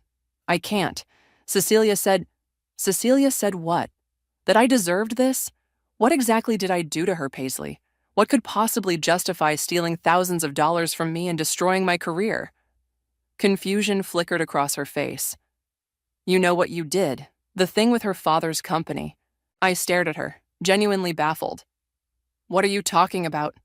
Paisley's certainty wavered. The investment deal. You sabotaged it. Cost her father millions. I've never had anything to do with her father's business. I don't even know what he does. Doubt crept into her eyes. But Cecilia showed us the emails, from your account to her father's competitor. The pieces clicked together. More forged emails, more lies. Paisley, my account was hacked. Probably by Spencer. Think about it. When did he start hanging around our group? Right after he and I went out, right before this trip was planned. Her eyes darted to Spencer, then back to me. But why would he? I don't know yet. But I do know I never sent any emails about Cecilia's father, just like I never sent the ones that got me fired yesterday. Shock registered on her face. Fired? Lucia, I didn't know. My passport, Paisley. Now. She hesitated, then pressed it into my hand. I'm sorry, she whispered. I didn't know it would go this far. As my fingers closed around the passport, Cecilia's voice cut through the market noise. Lucia, how predictable. I turned to face her, tucking my passport securely into my jacket. The others had noticed me now. Jackson stood to the side, his role complete. Cecilia's smile was all teeth. Come to beg for forgiveness? No, I said, my voice steadier than I felt. I came to understand why, but I think I'm starting to see the picture. Spencer stepped forward, his handsome face unreadable. Lucia, always the victim, aren't you? Interesting choice of words from the man who hacked my email. I turned to Cecilia. Whatever he told you I did to your father's company, it wasn't me. A flicker of uncertainty crossed her face before hardening again. Don't play innocent. We saw the emails. Emails can be faked. Just ask my former boss. Spencer laughed, but I caught the tension in it. You're really going with I was hacked? How original. I met his gaze directly. What's your stake in this, Spencer? What do you get out of destroying my life? Before he could answer, a market security guard approached, drawn by our increasingly heated exchange. Is there a problem here? He asked in accented English. No problem, Spencer said smoothly. Just friends catching up. I looked at each of their faces. Cecilia's cold anger, Morgan's confusion, Krista's discomfort, Paisley's guilt, and Spencer's calculating calm. No, I said finally. No problem at all. We're finished here. As I walked away, passport secure in my pocket, I heard Paisley call after me. Lucia, wait. I didn't turn around. I'd gotten what I came for, and more importantly, I'd planted the first seed of doubt. The game had changed. Now I needed to find out what Spencer was really after, and why he'd chosen me as his target. You're sure it was her father's company? I asked Jackson as we walked along the darkened beachfront, waves crashing rhythmically against the shore. After the market confrontation, we'd retreated to regroup, the night air cooling my flushed skin. Positive. Cecilia mentioned her father would destroy you once he confirmed you were behind the emails. Jackson kicked at the sand. Something about insider trading allegations? I stopped walking. Wait, her father, is he Richard Harmon, of Harmon Investments? Jackson shrugged. She didn't say his name. My mind raced. Richard Harmon. I'd edited a business memoir that had mentioned him. A ruthless investor known for destroying companies he targeted. And his daughter was Cecilia. How had I never made that connection? Cecilia never talks about her family, I murmured. She told us her parents were academics. Well, she's definitely not hurting for money. The room service bills alone. I pulled out my phone and searched for Richard Harmon. His company photo appeared, silver-haired, steel-eyed, with Cecilia's distinctive jawline. Recent news articles mentioned a failed hostile takeover of a publishing group. My publishing group. Oh my God, I whispered. It's not about me at all. Jackson leaned closer to see my screen. What do you mean? 3 months ago, Harmon Investments tried to acquire North Star Publishing, where I work. The deal fell through when our CEO found another investor. I looked up at Jackson. A week later, Spencer asked me out for drinks. Understanding dawned on his face. He was using you to get information about your company. And when that didn't work, they fabricated emails from my account to damage North Star's reputation. The pieces were falling into place with sickening clarity. I was just collateral damage. We walked in silence for a moment, the implications settling heavily between us. What will you do now? Jackson finally asked. I need proof. Something that connects Spencer to the hacked emails. I sighed. But how? It's not like I can hack into his phone. Jackson's expression shifted. Maybe you can't, but I might know someone who can. The next morning, I sat in a tiny office above a computer repair shop in the Gothic Quarter. Jackson's friend Marta, a cybersecurity specialist with questionable ethics, typed furiously at her keyboard while explaining the plan. The hotel's Wi-Fi system is basic. If Spencer logs in, I can create a mirror site that looks like his email provider.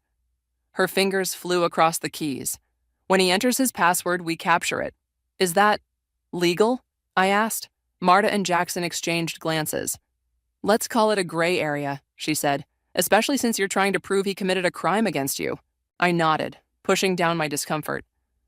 A week ago, I would never have considered anything like this.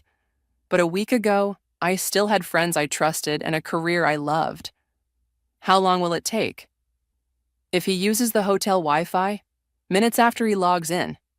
Marta handed me a small device. This needs to be within 20 meters of the hotel's main router. Jackson says he can plant it during his shift. Jackson nodded. The router's near the front desk. I can manage it. I looked between them, overwhelmed by their willingness to help. Why are you doing this? Both of you? Marta shrugged. Jackson helped me when I first moved here. Said I owed him one. She smiled slightly. Besides, I hate entitled rich kids who think they can ruin someone's life for daddy's business deal. 3 hours later, I paced my hostel room, waiting for news. My embassy appointment had gone smoothly. Emergency passport in process, ready tomorrow. 1 problem solved, 100 more to go. My phone buzzed with a text from Jackson. It worked. Marta has access. Come now. I rushed back to Marta's office, heart pounding. She greeted me with a triumphant smile. Got him. His email is full of communications with Cecilia about you. She turned her screen toward me. Look at this one from 3 months ago. The email showed Spencer outlining a plan to get close to the North Star editor to extract information about the Westbrook deal. Keep scrolling, Marta said. More emails appeared. Spencer reporting back to Cecilia about our dates. His frustration when I didn't reveal anything useful about work. Then the smoking gun. Detailed instructions from Spencer to Cecilia about how to access my email using credentials he'd stolen from my phone.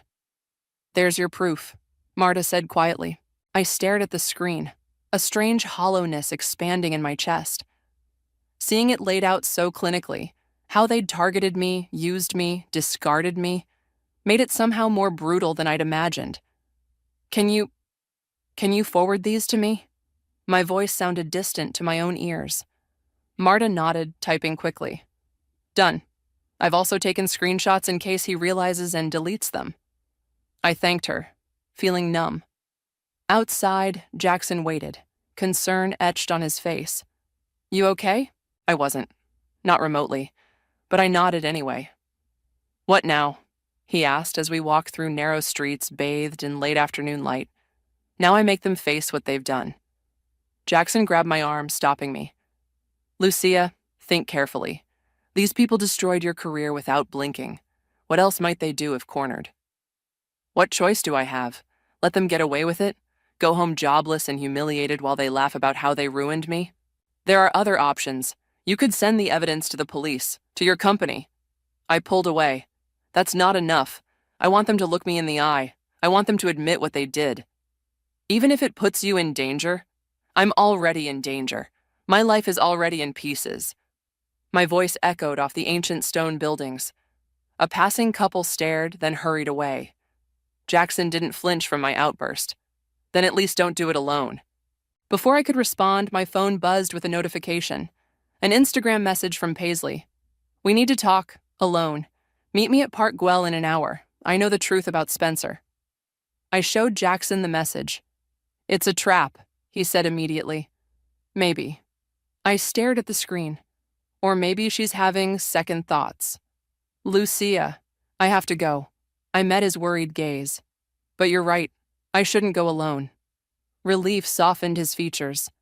I'll be there, at a distance. As we parted to prepare, I felt something shift inside me. A hardening resolve, yes, but something else too. A recognition that in losing old connections, I'd somehow formed new ones. Ones based not on years of shared history, but on something perhaps more valuable. The simple choice to stand beside someone when they needed it most. Park Güell sprawled across the hillside, Gaudi's fantastical architecture catching the golden light of late afternoon. Tourists clustered around the famous mosaic salamander and colorful terraces, but I headed for the less crowded Palm Tree Avenue where Paisley had specified we meet. Jackson and I had arrived separately. He positioned himself at a cafe with clear sightlines to my meeting spot, pretending to read a guidebook while keeping watch. We'd agreed on a signal. If I touched my hair twice, he'd intervene. I spotted Paisley before she saw me. She sat alone on a bench, fidgeting with her bracelets, a nervous habit I recognized from our college days. She wore oversized sunglasses despite the fading light and kept glancing around anxiously. Paisley. She startled, then stood quickly. Lucia, you came. You said you knew the truth about Spencer. She glanced around nervously. Not here. Let's walk. I hesitated, scanning the area for any sign of the others. Nothing obvious. I nodded and fell into step beside her as we moved toward a more secluded path lined with stone arches. They don't know I'm here, she said quietly. Cecilia would kill me if she knew. Why risk it then? Paisley stopped walking, removing her sunglasses. Her eyes were red-rimmed. Because this has gone too far. What they did to your job, I didn't know about that part until you told me. What did you think was happening, Paisley? That we were just playing a harmless prank on me? She flinched. Cecilia said you'd betrayed her family, that you deserved it. She looked down. I believed her because, well, she's Cecilia. She's always been our leader. The pathetic truth of that statement hung between us. How easily we'd all fallen into orbit around Cecilia's charisma, accepting her version of reality without question. What changed your mind? I asked. Last night, after you left, I heard Spencer and Cecilia arguing in their room. The walls are thin. She took a deep breath. Spencer was angry that you'd gotten your passport back. He said something about the deal being compromised, and how her father would blame him if they couldn't deliver what they promised. I tensed. What exactly did they promise? I don't know specifics, but Spencer mentioned something about needing access to your work accounts for longer than they'd had, that the emails they sent weren't enough. Cold dread settled in my stomach. They're not done. No, and Lucia. She hesitated. They mentioned Morgan's boyfriend. David? What about him? He works in your company's IT department, right? The realization hit me like a physical blow. They're going to use him to access the system directly. Paisley nodded miserably. I think that was always the plan. The vacation, the emails from your account. It was just to discredit you when the real attack happened. I turned away, struggling to process this new information. David had access to North Star's entire network. With his credentials, they could plant false financial reports, leak confidential manuscripts, sabotage upcoming releases, anything to tank the company's value and make it vulnerable to Harmon's next takeover attempt. "Why are you telling me this now?" I asked, turning back to her. Tears welled in her eyes. "Because I helped them hurt you, and you don't deserve it. Because I was too weak to stand up to Cecilia before." She wiped her cheeks. "And because they're planning something tonight. Something final." "What? What are they planning?" "I don't know details, but Spencer made a call this morning about closing the loop tonight. Something about making sure you couldn't interfere." A chill ran through me. Are they going to try to hurt me? I don't think so. Not physically. But Spencer said something about making sure you were contained until they were back in the States. She reached for my hand. "Lucia, you need to leave Barcelona. Today." I pulled away from her. "So that's your solution? I run away while they destroy my company and my reputation? It's not safe for you here."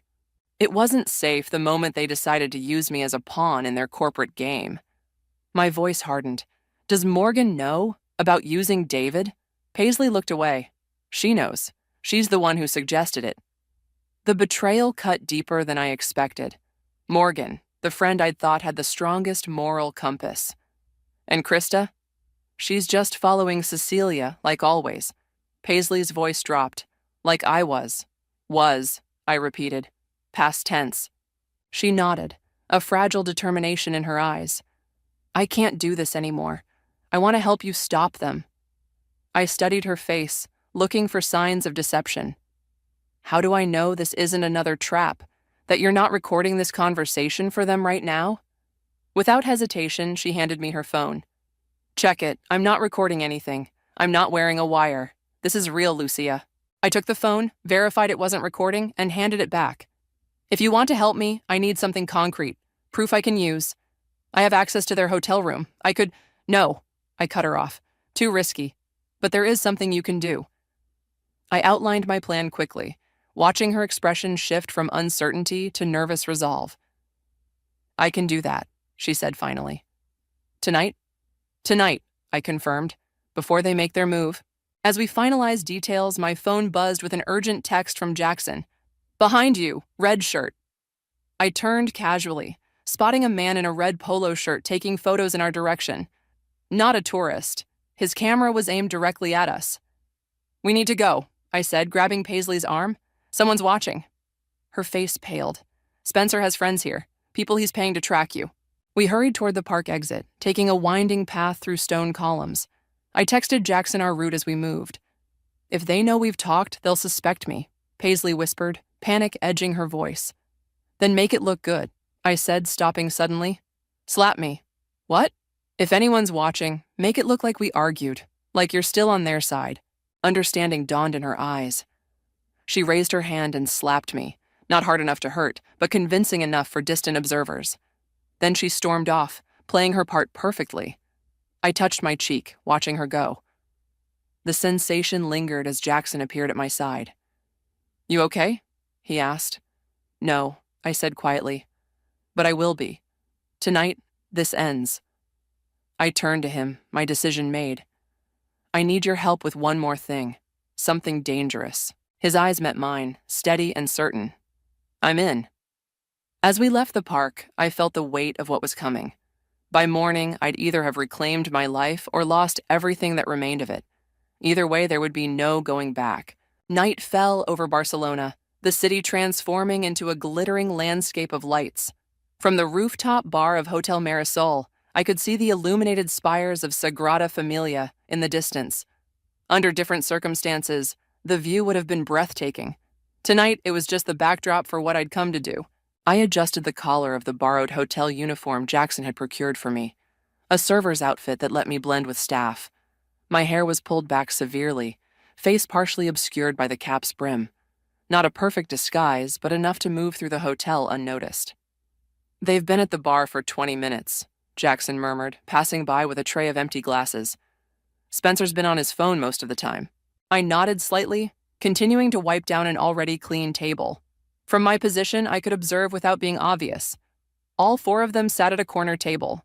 Cecilia laughing too loudly, Morgan checking her watch repeatedly, Krista scrolling through her phone, and Spencer leaning in to speak privately with Cecilia. No sign of Paisley.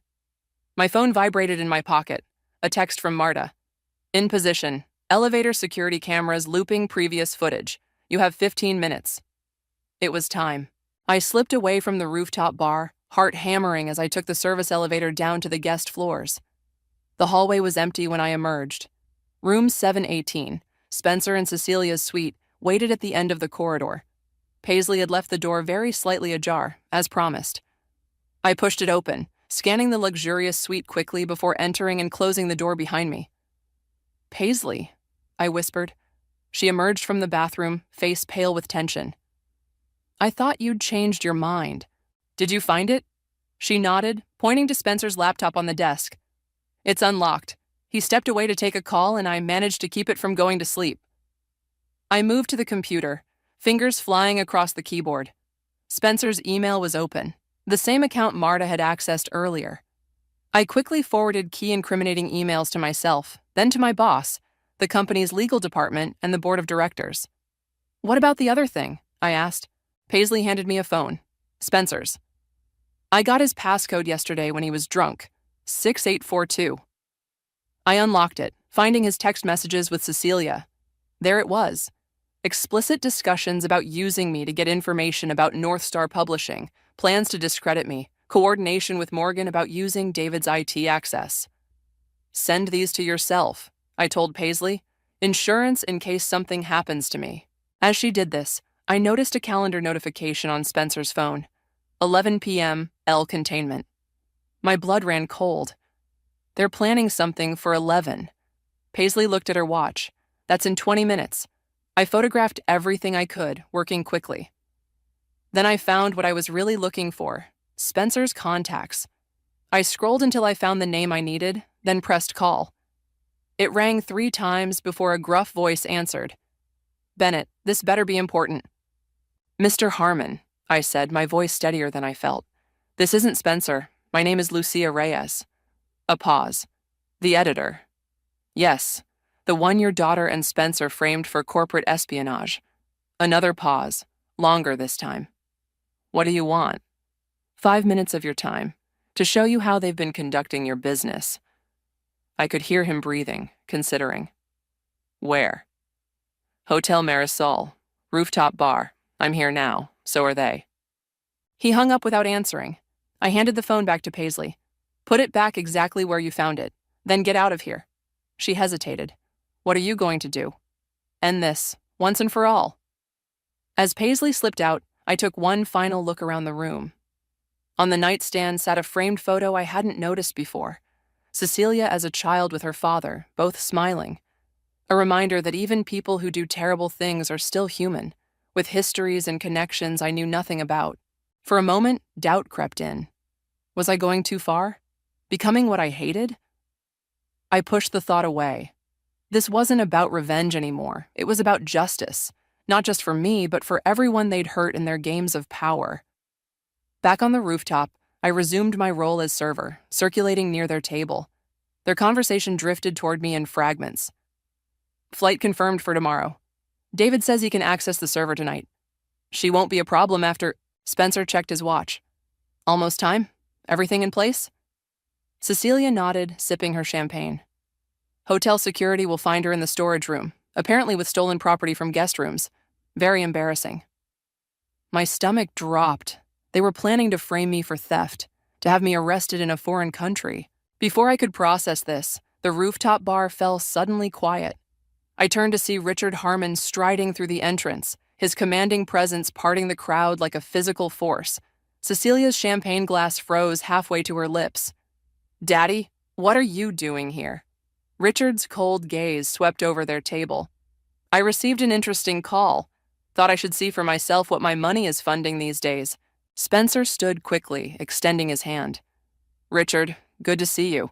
We were just discussing the North Star situation. Richard ignored the outstretched hand. Were you? Because I heard you were discussing how to frame a woman for theft and have her arrested. The color drained from Cecilia's face. Daddy, I can explain. I'm sure you can. You've always been creative with explanations. His voice was ice. But first, I want to meet the woman you've been systematically destroying. I stepped forward, removing my server's cap. That would be me. Gasps erupted from the table. Morgan half rose, then sank back down. Krista's mouth fell open. Spencer's face hardened into a mask. Cecilia recovered first, her shock transforming into fury. You, how dare you contact my father? How dare I? My voice rose, years of being the peacekeeper, the reasonable one, falling away. How dare you destroy my career, steal thousands from me, plan to have me arrested, all for what? So Daddy could buy another company? Richard's expression remained impassive. Miss Reyes, I believe you mentioned evidence. I pulled out my phone, hands steady now. Emails, texts, recorded conversations, everything showing how your daughter and her boyfriend targeted me specifically to help with your hostile takeover of North Star Publishing. Spencer lunged for my phone. She's lying. She hacked my accounts. Jackson appeared beside me, placing himself between Spencer and me. Security footage says otherwise. Richard held out his hand. Show me. As I handed him my phone, Cecilia stood, desperation in her eyes. Daddy, you don't understand. She betrayed us first. Enough. Richard's voice cut through the air like a blade. I've seen enough. He scrolled through the evidence, his expression darkening with each swipe. When he looked up, his eyes were cold with fury, not directed at me, but at his daughter and Spencer. You used my name, my company, to conduct this amateur psychological warfare, to frame an innocent woman, to commit actual crimes. Spencer stepped forward. Richard, we were just trying to help secure the deal. By committing fraud, corporate espionage, theft? Richard's voice remained controlled, which somehow made it more terrifying. Do you have any idea of the legal exposure you've created, for yourselves and for my company? The rooftop had gone silent, other patrons pretending not to watch the drama unfolding. Richard turned to me.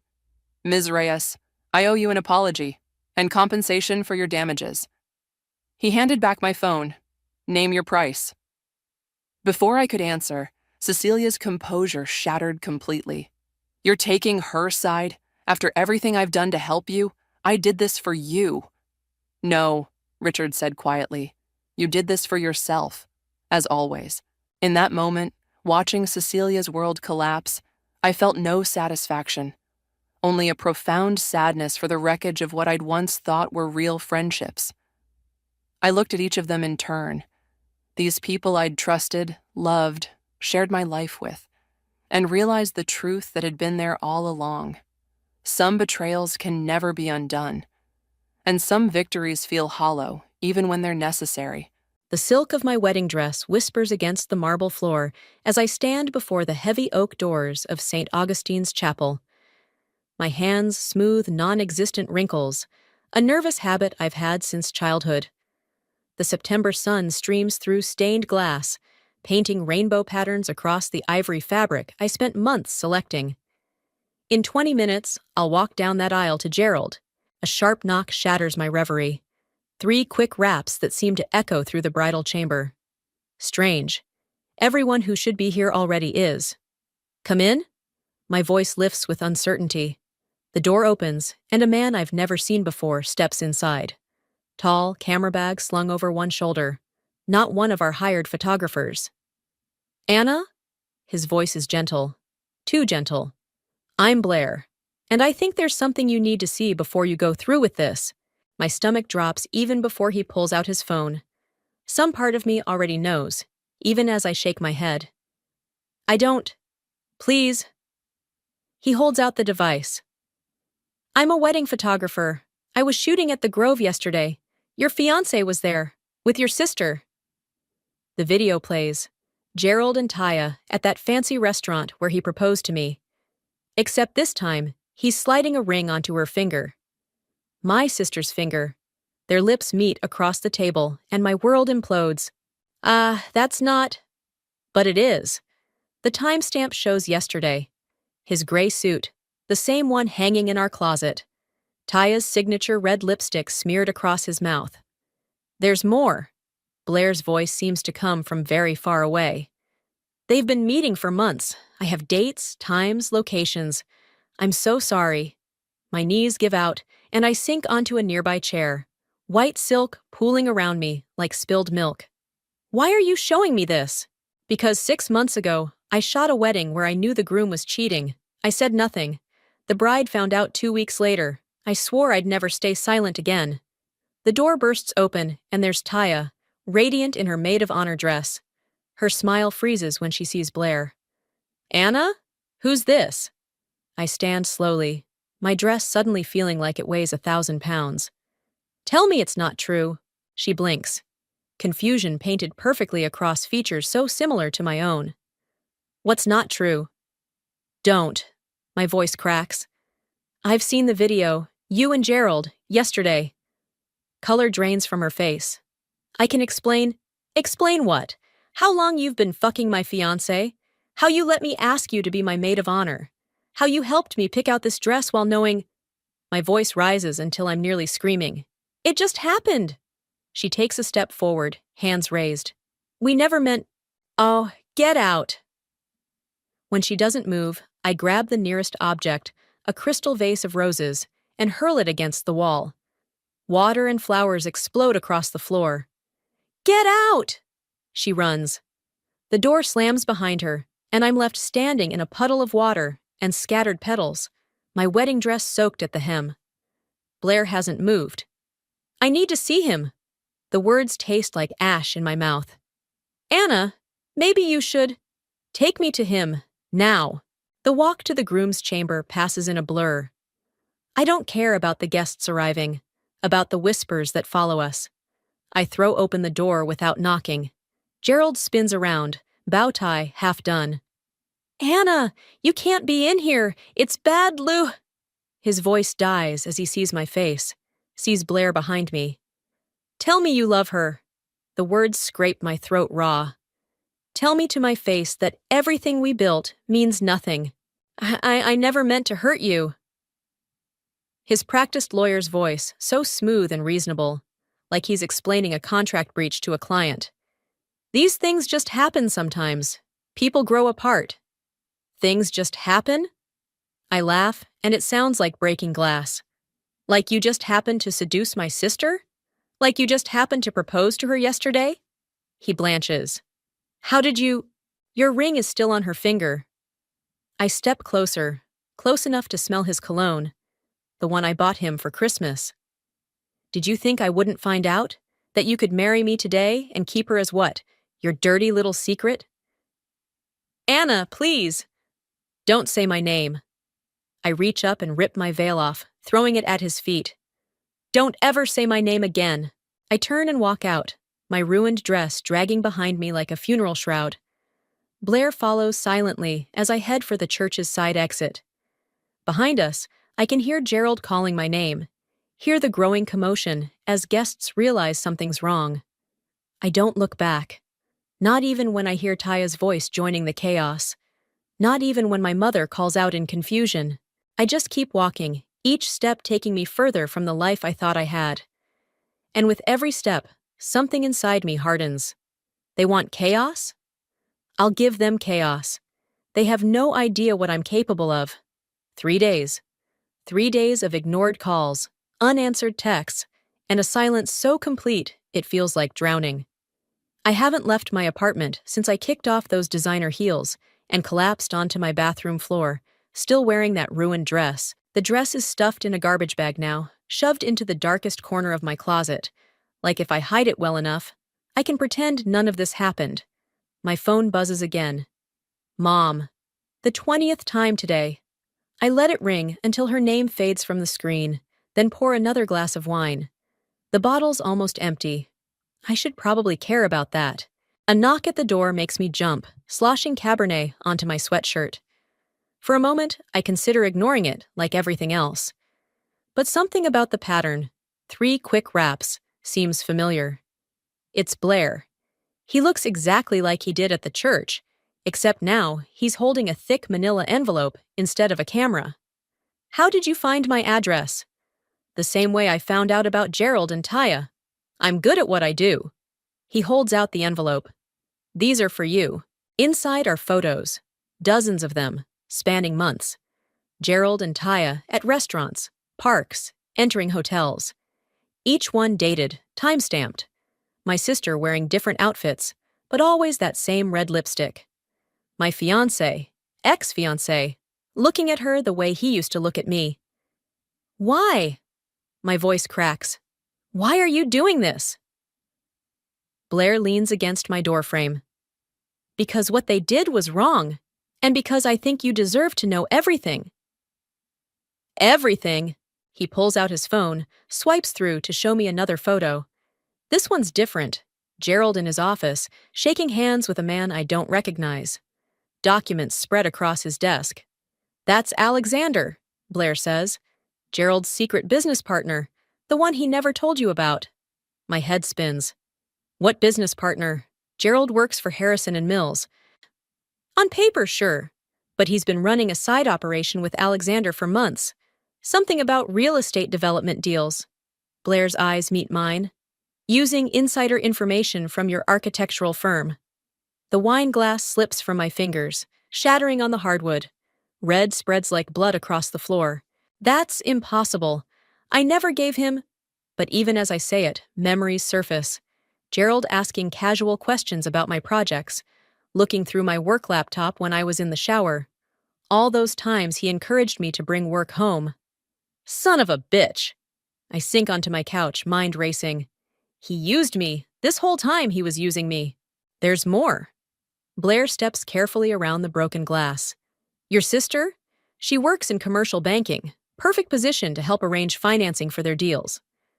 Laughter bubbles up in my throat, harsh and bitter. So what? Their affair started as a business arrangement? How romantic. Anna, Blair's voice turns serious. They're planning something big, something that could tank your firm's reputation if it goes wrong. You need to... My phone rings again.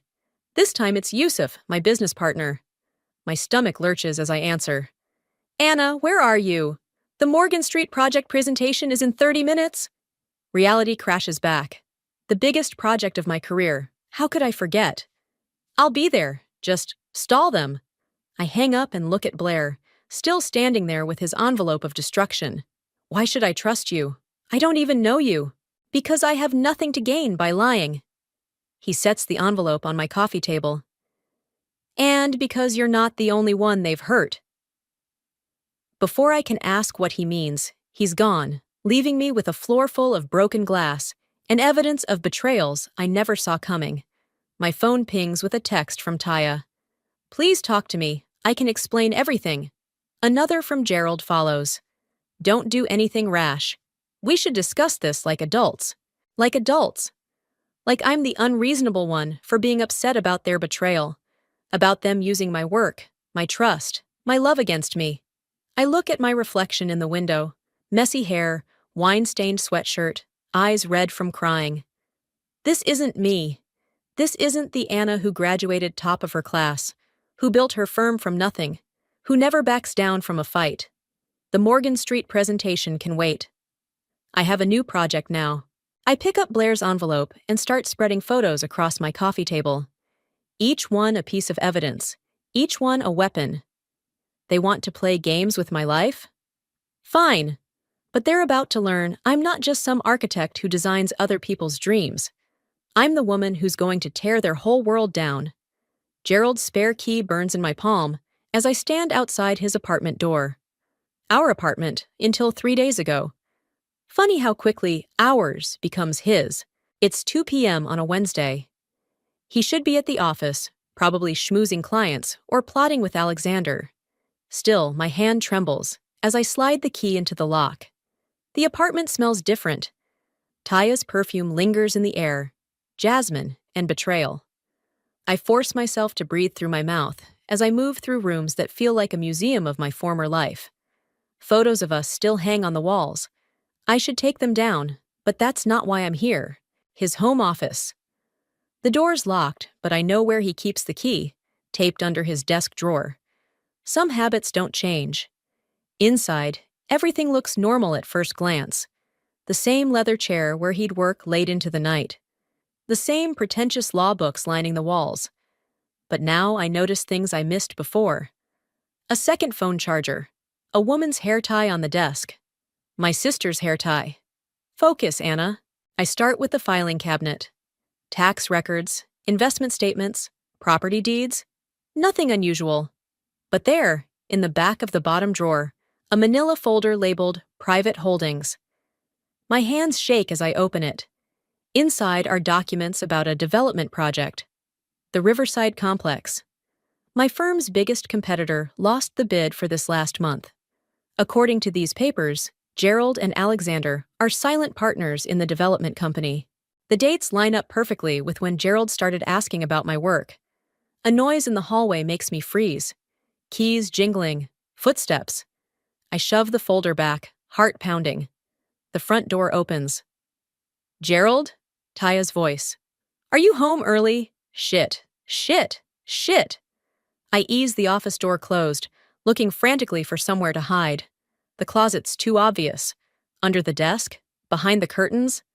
Her footsteps approach. I'm out of time. The door opens, and there she is. My sister stares at me like she's seeing a ghost. Anna? Her voice cracks. What are you doing here? I straighten up, clutching the folder behind my back. I could ask you the same thing. This isn't your apartment. It's not yours anymore either. She takes a step forward. You need to leave. Or what? You'll tell Gerald? Go ahead. Add it to the list of things you've told him behind my back. That's not fair. Her eyes fill with tears. Always the victim, our Taya. You don't understand. I understand plenty. I edge toward the door. I understand you're helping him steal insider information from my firm. I understand you're both using me to make yourselves rich. She pales. How did you? What I don't understand is why. My voice breaks despite my best efforts. I'm your sister, Taya. Your big sister. I changed your diapers, helped you with homework, held you when Dad left. How could you do this to me? Because it's always about you, she explodes. Perfect Anna with her perfect career and perfect fiancé. Mom's favorite, Dad's golden child. Do you know what it's like living in your shadow? So this is revenge? Sleeping with my fiancé? Helping him steal from me? No, I love him. He loves me. This isn't about you. I laugh, harsh and hollow. Keep telling yourself that. But remember this moment, Taya. Remember you had a chance to come clean, to choose your sister over a man who betrays everyone he claims to love. Anna, wait! But I'm already pushing past her, the folder tucked under my shirt. I make it to my car before the tears start. My phone buzzes. A text from Blair. Meet me at Cafe Luna. Found something about Alexander you need to see. I wipe my eyes, start the engine. The folder feels heavy against my ribs, full of evidence and ammunition. But Taya's words echo in my head. Perfect Anna, Mom's favorite, living in your shadow. How long had she felt that way? How many times had I missed the signs, too caught up in my own life to see her pain? No, I can't let guilt distract me. They made their choices. Now it's time to make mine. I pull up Blair's contact and type. On my way. But first, I need you to help me understand something in these development documents. Ever heard of the Riverside Complex? His response comes instantly. That's the one. Alexander's whole operation depends on it. Why? I smile, thinking of the folder hidden under my shirt. Because I just found proof that my ex-fiancé and his partner have been insider trading, and I know exactly who to send it to. Sometimes the best revenge isn't about destroying someone's future, it's about exposing their past. Cafe Luna's afternoon crowd provides perfect cover as I slide into the booth across from Blair. His laptop is open, screens reflecting in his glasses. He doesn't look up. You're late. Had an unexpected run-in with my sister. I pull out the folder. But I got what we needed. Finally, he meets my eyes. You confronted her? She showed up while I was searching Gerald's office. My hands shake slightly as I spread the documents across the table. Found these. Proof they're using inside information from my firm. Blair studies the papers, frowning. This is bigger than I thought. Look at these signatures. Alexander's not just Gerald's partner. He's the mastermind. What do you mean? He turns his laptop toward me. On screen is a news article from 2 years ago. Developer faces allegations of corporate espionage. So, Alexander's done this before, Blair explains. He finds vulnerable companies, plants people inside them, extracts information. Gerald's just his latest puppet. My coffee turns bitter in my mouth. And Taya? Probably didn't know at first. Alexander likes using personal relationships as leverage. Once she was in too deep, stop. I press my fingers to my temples. Just stop making excuses for them. I'm not. I'm showing you what we're really dealing with. Alexander's dangerous, Anna. He's ruined people for less than what you're planning. A message pops up on my phone. Yusuf, need to talk. Urgent. I have to go. I start gathering the documents. My business partner. Blair's hand catches mine. Wait, there's something else you need to see. He pulls up another file. Photos of Alexander with various people, all taken through windows or from across streets. All candid. All clearly surveillance shots. Why do you have these? My voice sounds distant to my own ears. Who are you, really? He closes the laptop slowly. I told you I was a wedding photographer. I am. But I also do other kinds of photography, for people who need evidence. You're a private investigator. Sometimes. Mostly I help people who've been wronged find justice. His eyes hold mine. Like Alexander's last victim hired me to do. The pieces clicked together. That's how you knew about Gerald and Taya. You were already watching Alexander. Yes. And now I'm warning you. If you go after Gerald directly, Alexander will destroy you. We need to be smarter. My phone buzzes again.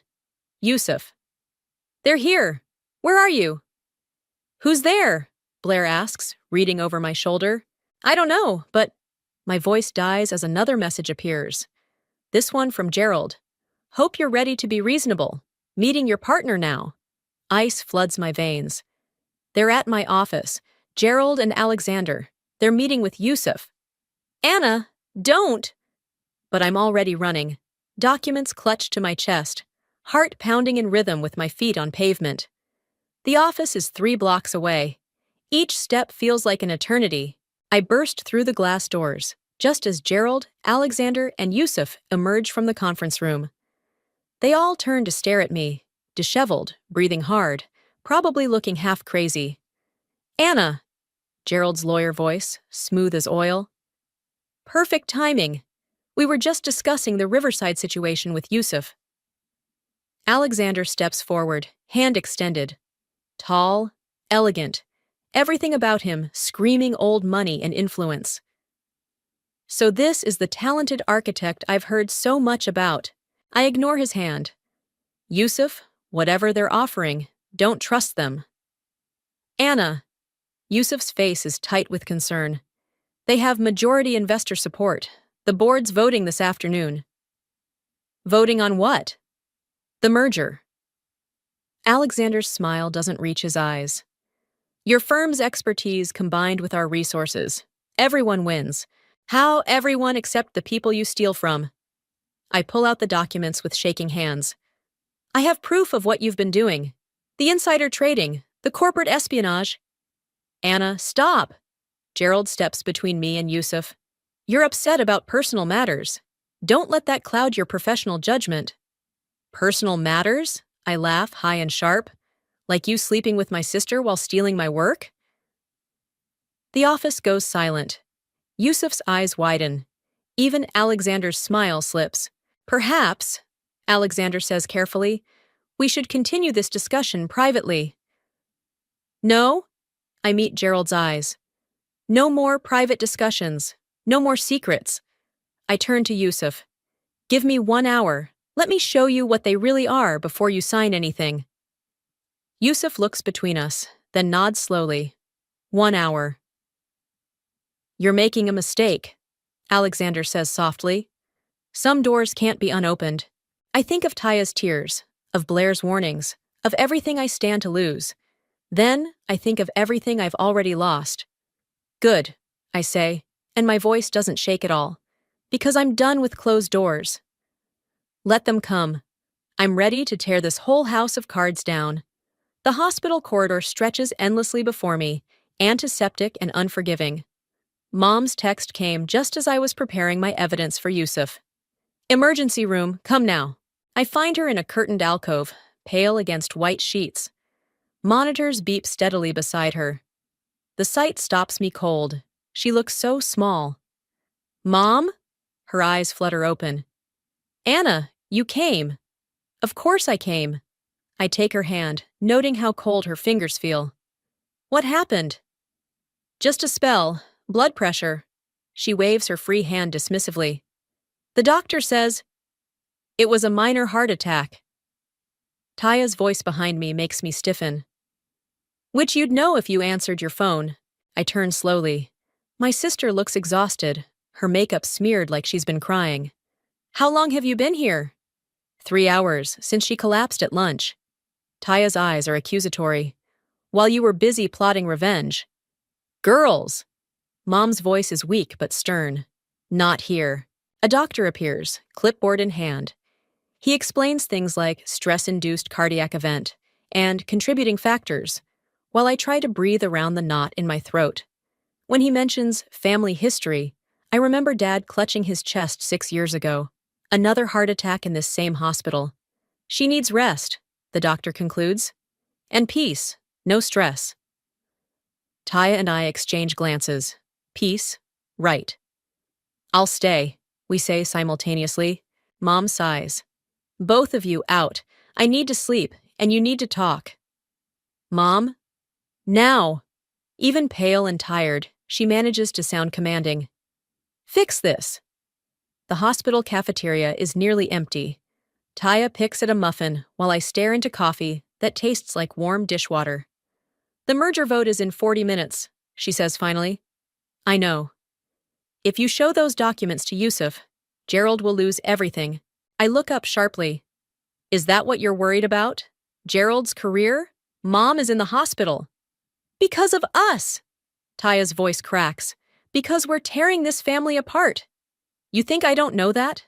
You think I don't hate myself every time I look at her? Then why did you do it? Because... She crumbles the muffin between her fingers. Because for once in my life, someone chose me first. Not Anna's little sister, just me. My phone buzzes. Blair. Alexander's calling emergency board meeting. Moving vote up. Where are you? I have to go. I stand, but Taya grabs my wrist. Wait, there's something you don't know about Alexander. Her eyes dart around the cafeteria. Something bad. He has plans for the firm after the merger. People will lose jobs. Your projects will be stripped for patents and shelved. How do you know this? Because I saw the real merger documents, the ones they're not showing Yusuf. She pulls out her phone, hands shaking. I took pictures. I was going to show you, but then, Mom. I stare at the screenshots. Detailed plans to dismantle my firm, steal our intellectual property, lay off most of the staff, all hidden in careful legal language. Why are you showing me this? Because you're my sister. Tears spill down her cheeks. And because Mom's right, this has to stop. But Alexander, he's dangerous, Anna. If Gerald doesn't deliver this merger, I'm afraid of what he'll do. My phone buzzes again. Yusuf. Board assembling now. Last chance. I look at my sister. Really look at her. Past the betrayal and hurt to the scared little girl who used to crawl into my bed during thunderstorms.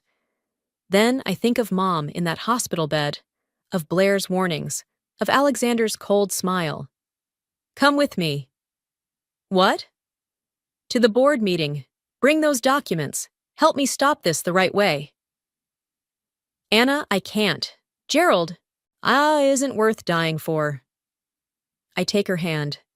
Help me save the firm, save those jobs. Help me fix this before it destroys everything, including Mom. She stares at our joined hands. For a moment, I see every shared secret, every childhood promise, every bond we've broken and might yet repair. Okay, she squeezes my fingers. But we do this smart. Alexander has contingency plans. Good thing I have a few of my own. I pull out my phone to text Blair. How do you feel about a little impromptu photography session? For the first time in days, Taya's smile reaches her eyes. Just like when we were kids, causing trouble together instead of apart? Something like that. I stand, pulling her up with me. But this time, we're stopping trouble instead of starting it. My phone lights up one last time. Alexander. Final warning. Stand down or face consequences. I show Taya the message. She straightens her shoulders, suddenly looking very much like our mother. Let's show him what happens when he threatens our family. Together, we head for the exit, toward whatever consequences await. But this time, we face them as sisters. The elevator ride to the boardroom feels like ascending to an execution. Taya's hand trembles in mine as we watch the numbers climb. 15 floors to either salvation or destruction. You don't have to do this, I tell her. Yes, I do. Her grip tightens. But Anna, there's something else you should know about Alexander. Something I only found out yesterday. The doors open to chaos. Board members cluster in the hallway, voices raised. Gerald stands at the conference room entrance, face flushed as he argues with Yusuf. Everyone falls silent when they see us. What is this? Alexander emerges from the crowd, elegant as ever in his tailored suit. The meeting is closed to non-board members. Good thing I brought evidence then. I step forward, Taya's documents clutched to my chest. Evidence of your real plans for this merger. Gerald moves toward us. Taya, what are you doing? The right thing. Finally. Her voice shakes but holds firm. Show them, Anna. I start distributing the screenshots, watching faces change as they read. Confusion, shock, anger. Alexander's mask doesn't slip, but his eyes turn glacial. These documents are clearly fabricated, he says smoothly. A desperate attempt by a jilted woman to... They're real. Taya's voice cuts through the murmurs. I took those photos myself, from Gerald's private files. Gerald goes pale. You did what? Oh, she did more than that. Blair's voice makes everyone turn. He stands in the doorway, laptop open. She also recorded your conversation last week about the patent theft plans. Alexander's composure cracks. This meeting is adjourned. Security is busy dealing with the SEC agents in the lobby, Blair finishes. They're very interested in those insider trading records Anna found. Chaos erupts. Board members shouting, papers flying, phones appearing to record everything. Through it all, Alexander stays eerily still, staring at me. You have no idea what you've done. His voice carries despite its softness. How far the consequences will reach. I know exactly what I've done. I match his stare. I've stopped you from destroying everything my firm built, everything my father built. His laugh chills my blood. Your father? Oh, this is delicious. He turns to Taya. You didn't tell her, did you? Taya's hand slips from mine. Don't. Tell me what? I look between them. Taya, your father didn't just leave 6 years ago, Alexander says, smile widening. He sold his shares in the firm, to me, right before his convenient heart attack. The room spins. You're lying. Anna. Taya's voice breaks. That's what I was trying to tell you. Dad, he was working with Alexander back then, when things went wrong. He chose to disappear rather than face the consequences, Alexander finishes. Like father, like daughter, always running from hard truths. Shut up! The scream tears from my throat. You're lying, all of you! Anna, wait. Taya reaches for me, but I'm already moving, shoving through the crowd toward the exit. Gerald blocks my path. You need to listen. My palm cracks across his face before I realize I'm going to slap him. The sound echoes in sudden silence. Don't ever tell me what I need again. Blair appears at my elbow. SEC agents are coming up. We need to get out of my way. I push past him, past all of them. Just Everyone stay away from me. The elevator doors close on their voices. I press the lobby button with shaking fingers, then slide down the wall as my legs give out. My phone buzzes. A text from an unknown number. Your father says hello from Vancouver. Then another. Shame if your mother had another stress incident. The threat lands like a physical blow. I think of Mom in that hospital bed, of Dad's disappearance, of everything Alexander has already taken from my family. The doors open to suited agents flooding the lobby. Blair must have called them, thinking he was helping. But all he's done is force Alexander's hand. My phone buzzes again. This time it's Taya. Where are you? Don't run. Please, we can fix this together. Fix this? How do you fix learning your whole life is built on lies? How do you fight someone who's been pulling strings since before you knew there was a game? The answer hits me as I watch the agents stream toward the elevators. You don't fight on their terms. I text Blair. Need everything you have on Alexander, all of it. Then Taya. Meet me tonight. Bring Dad's old files. Time to write our own ending. Finally, I text the unknown number. Touch my mother and find out exactly how much like my father I'm not. Alexander wants to play with threats and shadows? Fine. But he's about to learn that some daughters don't run. They burn everything down instead. Rain hammers against the windows of Dad's old lake house, each drop an accusation. 6 years of dust coats everything, but his presence lingers like a ghost. The same leather chair, the same heavy desk, the same filing cabinets where Taya and I used to play hide and seek. Now we're hunting different secrets. Found something. Taya's voice is muffled as she pulls a thick folder from the bottom drawer. Dad's original partnership agreement with Alexander. Lightning flashes as I take the folder. The documents inside tell a story of gradual corruption. Alexander slowly taking control through a web of shell companies and leveraged deals. He trapped Dad the same way he trapped Gerald, Taya says softly. Used people's weaknesses against them. What was Dad's weakness? Us. She pulls out a photo, Dad with Alexander, both younger. A newspaper clipping about college funds and investment opportunities. He wanted to secure our futures. Alexander promised. A floorboard creaks behind us. He promised a lot of things. Gerald's voice makes us both spin around. He stands in the doorway, rain-soaked and haggard. To a lot of people. Taya steps forward. How did you? Follow you? Same way I always knew where to find you. He pulls out his phone. That tracking app you let me install works both ways.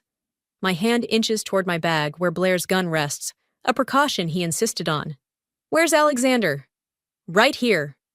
Alexander steps out of the shadows, immaculate despite the storm. Family reunion? How touching. This ends tonight. I grab the documents. We're taking these to the SEC. No, you're not.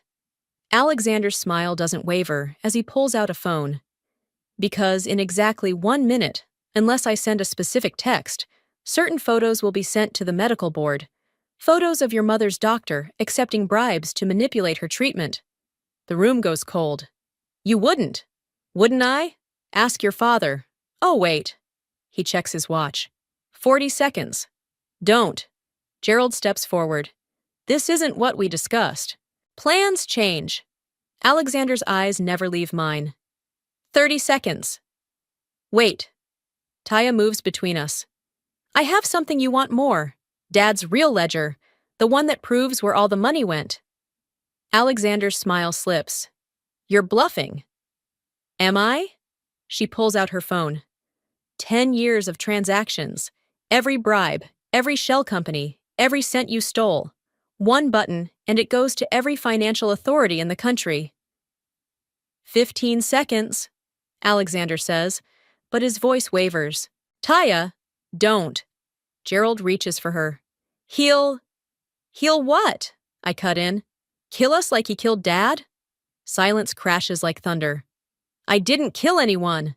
Alexander's mask cracks. Your father ran because he was weak, because he couldn't handle. Handle what? A new voice asks. We all turn. There in the doorway stands our father. He looks older, grayer, but his eyes are the same. Handle discovering your partner was embezzling millions. Handle the threats against his family? Dad? Taya's voice breaks. Alexander's phone clatters to the floor. Impossible. You're in Vancouver. Was in Vancouver, until Blair found me. Dad steps into the room. Hello, Alexander. We need to talk about those ledgers. You have no proof. Actually, Blair says, appearing behind Dad with several SEC agents. They have everything, including your conversation just now. Everything happens at once. Agents swarming in. Alexander lunging for his phone. Gerald trying to run. But all I can see is Dad's face as he looks at Taya and me. I'm so sorry, he whispers. I thought I was protecting you by leaving. You weren't. The words taste like tears. But you can protect us now. Tell them everything. Hours later, I stand on the lake house porch, watching Alexander and Gerald being led to separate cars. Taya leans against the railing beside me, Dad's arm around her shoulders. Mom's doctor called, she says quietly. The real one. She's being released tomorrow. Good. I watch the rain slow to a drizzle. Think she'll forgive us for all this? For taking down the man who destroyed our family? For bringing Dad home? Taya smiles. A real smile, like when we were kids. I think she'll manage.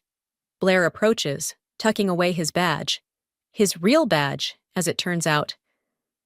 SEC wants statements tomorrow. And Anna, there's something else you should know about the firm. Let me guess. More secrets? No. He grins. The board voted. They want you as CEO. I look at my sister, at our father, at the life we're piecing back together from broken things. Only if Taya comes back as CFO. She stares at me. After everything I did? Because of everything you did to make it right. Dad squeezes her shoulder. Sometimes the strongest foundations are built on repaired cracks. The architect in me knows he's wrong. Structurally speaking, cracks always leave weakness. But maybe families are different. Maybe they're stronger where they've been broken and healed. Maybe that's what makes them worth fighting for. The morning sun streams through my office windows. My father's old office, now mine. The nameplate arrived yesterday. Anna, Chief Executive Officer. It still feels surreal. A knock at the door interrupts my thoughts. Blair enters without waiting for a response. Typical investigator style. Final depositions are done, he says, dropping a thick file on my desk. Alexander and Gerald took the plea deals. Prison time? 8 years for Alexander, 5 for Gerald, with restitution payments. He hesitates. There's something else. We found evidence of another partner, someone who helped them hide the money. My stomach tightens. Who? Your mother. The world tilts sideways. That's impossible. She was protecting you. All of you. Blair slides another document across my desk. She tracked every transaction, kept records of everything Alexander did. She's the one who helped your father disappear when things got dangerous.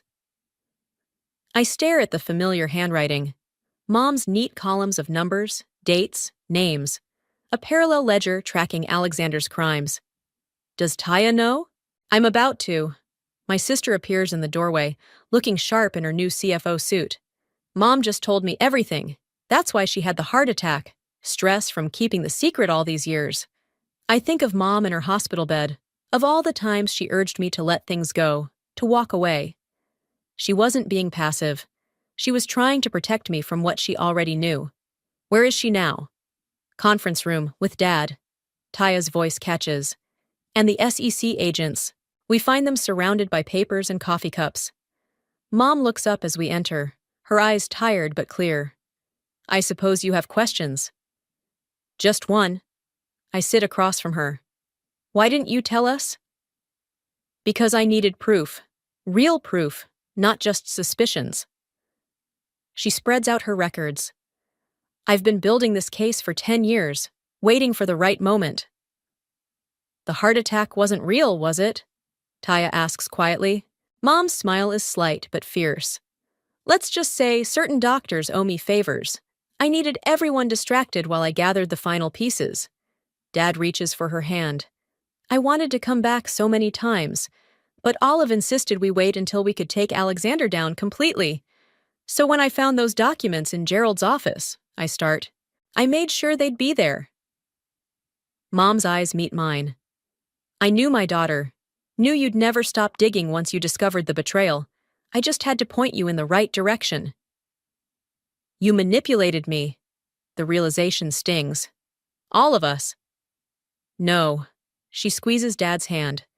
I gave you the tools to save yourself, to save our family. There's a difference. Taya laughs suddenly. Oh, God! The tracking app on my phone. You installed it, didn't you? Not Gerald. A mother uses whatever weapons she has.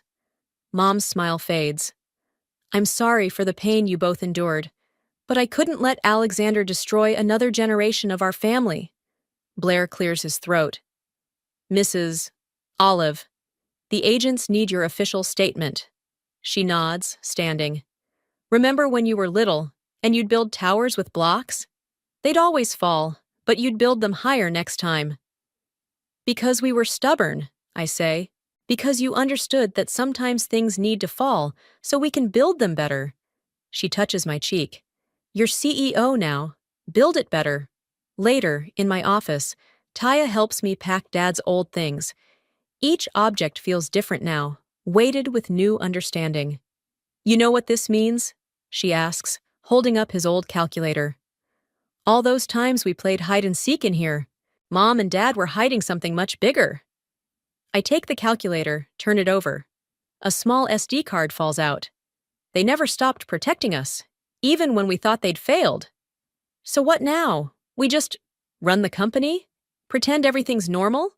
I look out at the city skyline, the same view Dad had all those years. Nothing's normal, but maybe that's good.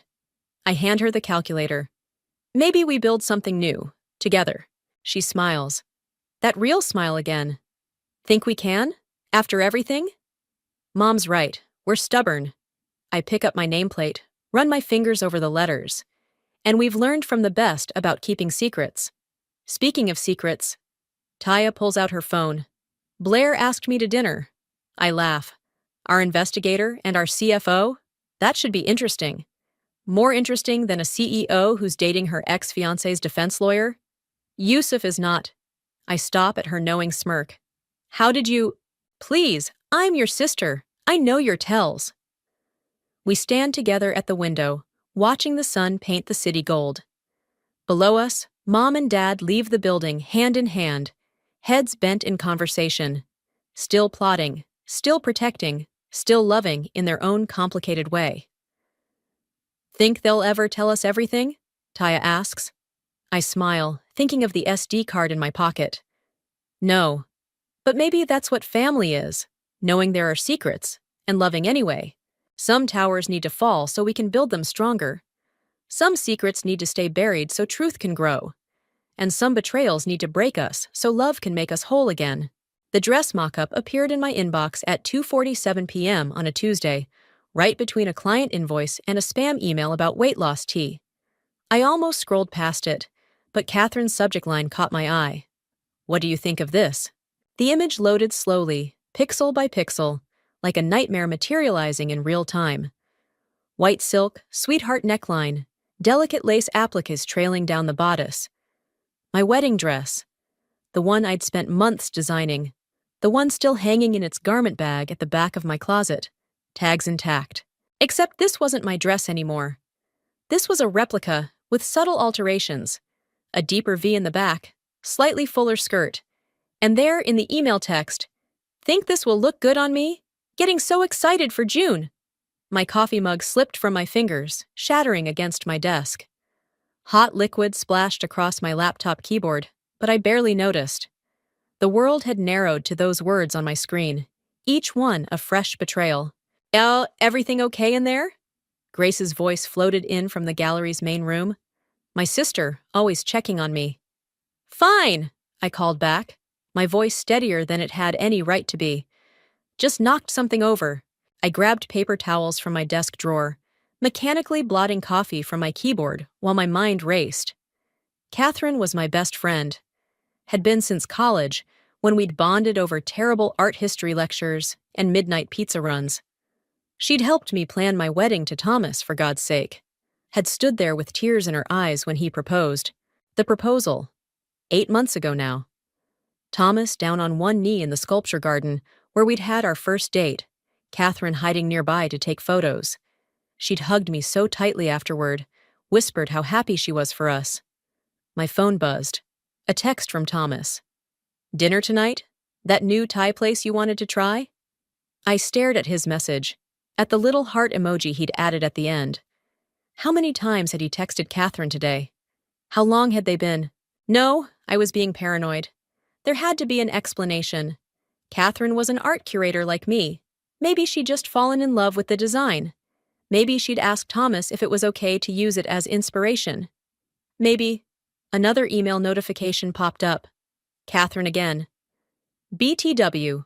The venue you and Thomas originally booked became available. The June cancellation.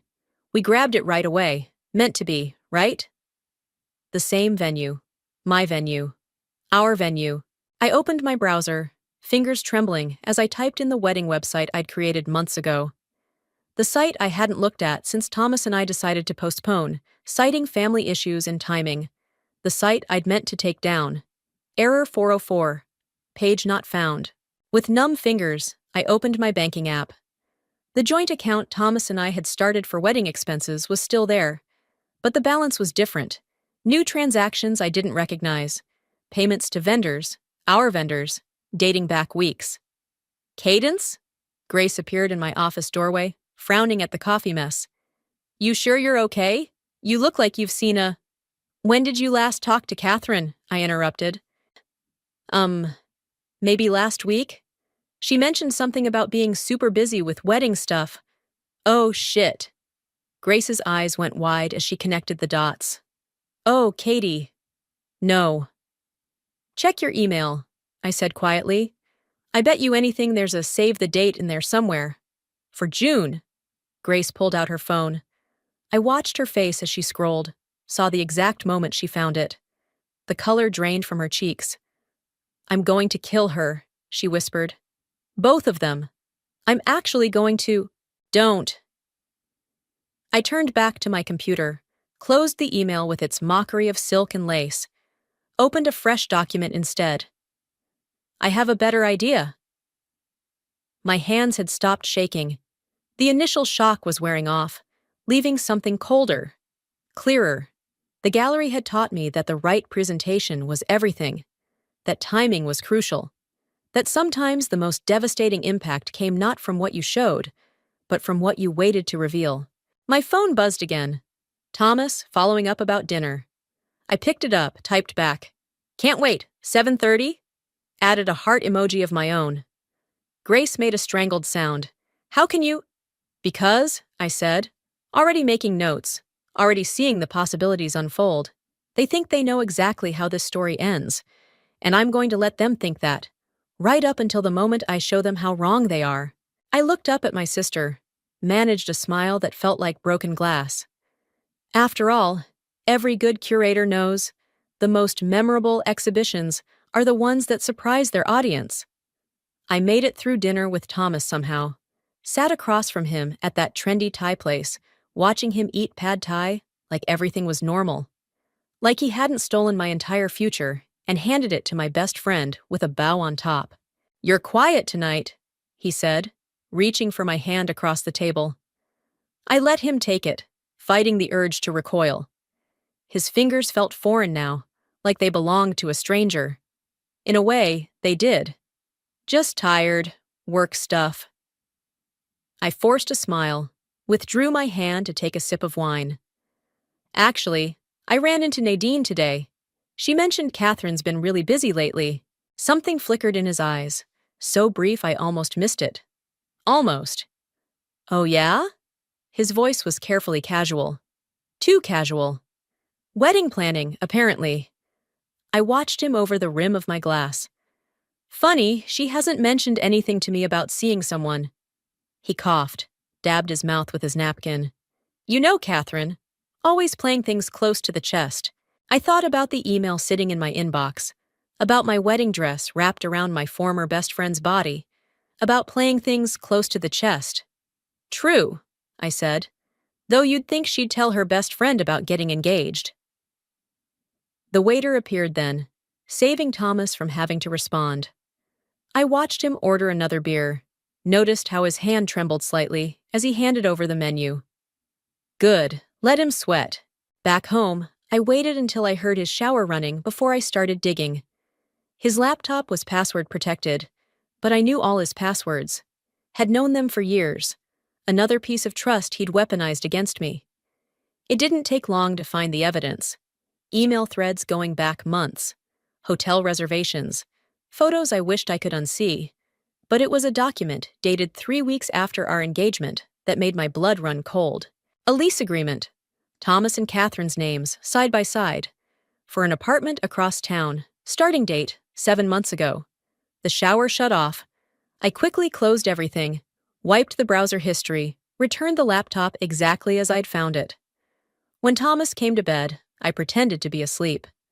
I waited until his breathing evened out before slipping away to the guest room. My hands shook as I called Grace.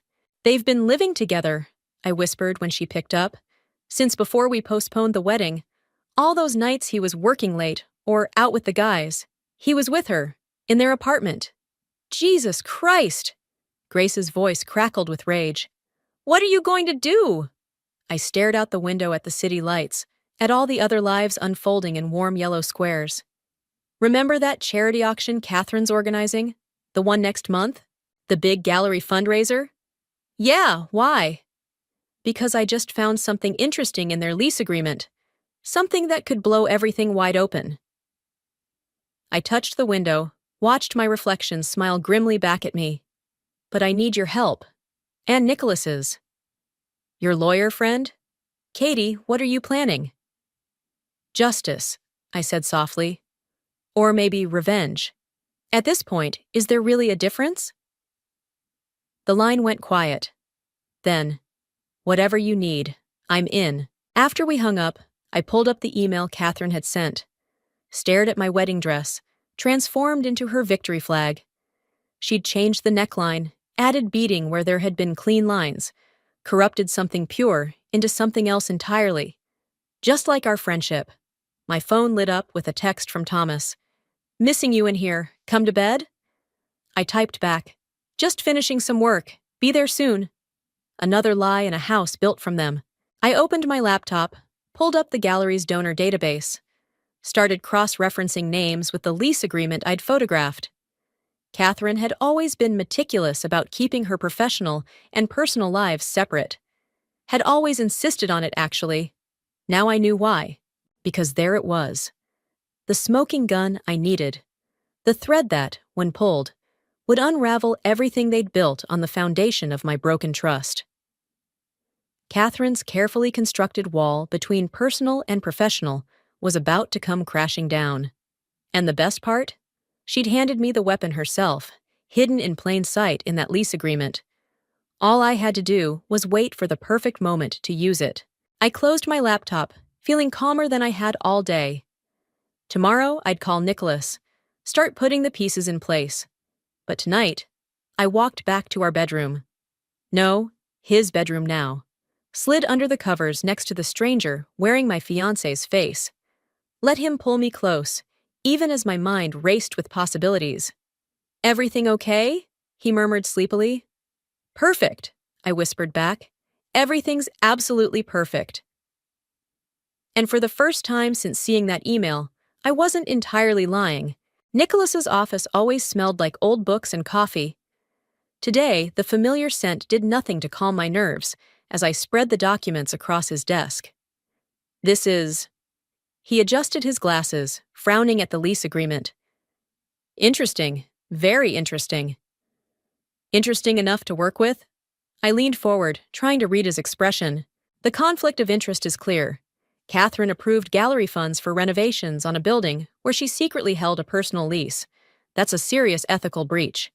He tapped his pen against the desk. "But Cadence, are you sure you want to go this route? Once we start this process..." "They're using my venue, my dress, my entire wedding, Nicholas. They're literally stealing my life and rewriting me out of it." "I understand. But revenge isn't always A knock interrupted us. His secretary poked her head in. "Sorry to interrupt, but there's an urgent call from the gallery board." My stomach dropped. "That's impossible. The board meeting isn't until next week." "Emergency session," Nicholas said, already reaching for his phone. "Give us a minute?" I stepped into the hallway, pressed my ear against the door. Could only make out fragments. Serious allegations, financial impropriety, immediate review. When Nicholas called me back in, his face was grim. "They know." "What? How?" "Someone tipped off the board about potential misconduct. They're launching a full audit of all gallery transactions from the past year." My hands went cold. "Catherine?" "No." "Thomas?" The room tilted sideways. Of course. He must have seen me on his laptop last night, must have figured out what I'd found. "He's trying to get ahead of it," Nicholas said quietly. "Control the narrative. If Catherine comes under investigation, everything else might come out too. Including their affair, including the fact that they'd been planning this for months." My phone buzzed, Grace calling. I let it go to voicemail. Couldn't deal with more bad news right now. "What do we do?" Nicholas gathered the documents, handed them back to me. "We adapt. They're expecting a financial attack, so we give them something else entirely." "What do you mean?" "The charity auction next month. It's Catherine's big event, right? Her chance to impress the major donors?" I nodded slowly, starting to see where he was going. "So we wait, let the audit happen, let them think they've dodged the bullet. Then," my phone buzzed again. Grace, again. This time I answered. "Katie, thank God! You need to check Instagram, right now." I pulled up the app, felt the blood drain from my face. There it was, posted an hour ago. Catherine and Thomas, matching coffee cups, matching smiles. The caption, "Wedding planning with this one. Can't wait to share our special day with everyone." June bride. The comments were already rolling in. Congratulations. Heart emojis. Questions about the venue, the date. Questions about me. "They're going public," I whispered. "They're actually going public with this." "There's more," Grace said. "Mom just called. Apparently, Catherine sent save the dates to our entire family, including Gran. Our grandmother, who'd given me her vintage pearl necklace last Christmas. "For your wedding day," she'd said, beaming. "Every bride needs something borrowed." Something inside me snapped. "Nicholas," I said, my voice steady despite the roaring in my ears. "The auction. What exactly did you have in mind?" He outlined the plan. With each detail, I felt my resolve harden. "It's risky," he warned. "If it backfires." "I don't care anymore." I stood up, gathering my things. "They want to play happy couples on social media? Fine. Let them have their moment." Grace was still on the phone. "What are you going to do?" I thought about Catherine's Instagram post, about Thomas's careful maneuvering with the board, about how they thought they had everything under control. "I'm going to congratulate them," I said, publicly, enthusiastically. "I'm going to be the biggest supporter of their perfect little love story." "You're what?" "Because that's what they're afraid of, isn't it? Me making a scene, going nuclear. They've planned for that." I smiled, though no one could see it. "But they haven't planned for this." After leaving Nicholas's office, I pulled up Instagram, liked their photo, left a comment full of hearts and exclamation points. Then I texted Catherine directly. "Just saw the news. We have so much to catch up on. Lunch tomorrow? My treat. We can talk about the auction too. I have some ideas I think you'll love." Her response came quickly. "Really? I mean, yes, absolutely." I could practically feel her relief through the phone, her certainty that she'd won. Good. Let her think that. Let them both think that. After all, the best exhibitions always tell a story, and this one was just getting started. Lunch with Catherine felt like performing surgery on myself without anesthesia. We sat at our usual cafe, the one where we'd spent countless Saturdays planning my wedding, and now I watched her stir her coffee with the same hands that had stolen my life. I can't tell you how relieved I am," she said, reaching across the table to squeeze my hand. "I was so worried you'd be upset." I squeezed back, ignoring the bile rising in my throat. How could I be? You're my best friend. Her smile faltered slightly. About Thomas. You don't have to explain. I waved it away, the perfect picture of understanding. Sometimes these things just happen, right? She relaxed visibly, bought the performance completely. Of course she did. She'd never been able to tell when I was lying. Not like I could always tell with her. So, the auction, I said brightly. I was thinking about that Rothman piece you're featuring, the one with the hidden signature. Her eyes lit up. Yes! It's incredible, isn't it? The way he concealed his identity for years, painting under a different name.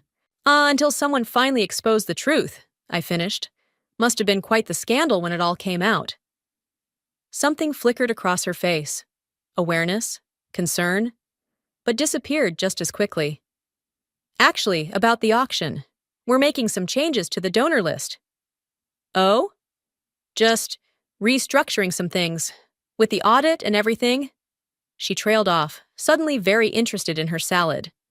The audit. Of course. Thomas's preemptive strike. Anything I should know about?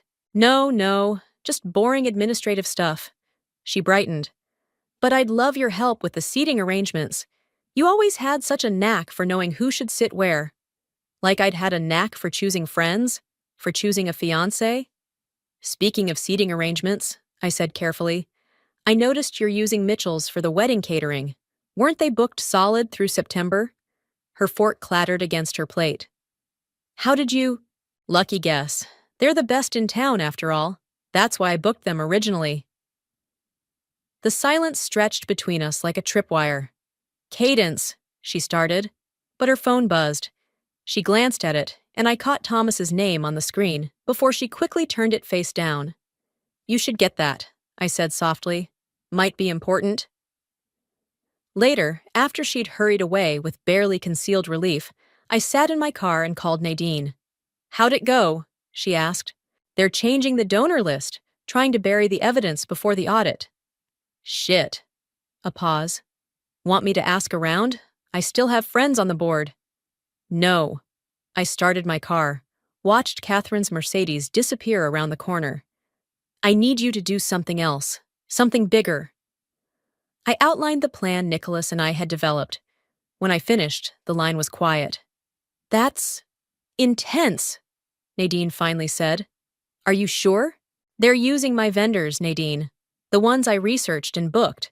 The ones who had to break their contracts with me when we postponed. How did they manage that? Another pause. You think Thomas used his position at the bank to pressure them? I think nothing about this is coincidence. I pulled out into traffic, heading toward the gallery. Will you help? You know I will. But Katie, what if this doesn't give you what you need? What if it just makes everything worse? I thought about Catherine's quick smiles, her casual possession of my life, about Thomas's name lighting up her phone. It can't get worse, I said. It can only get more honest. At the gallery, I found Grace waiting in my office. Mom called again, she said without preamble. Catherine invited her to the bridal shower next week.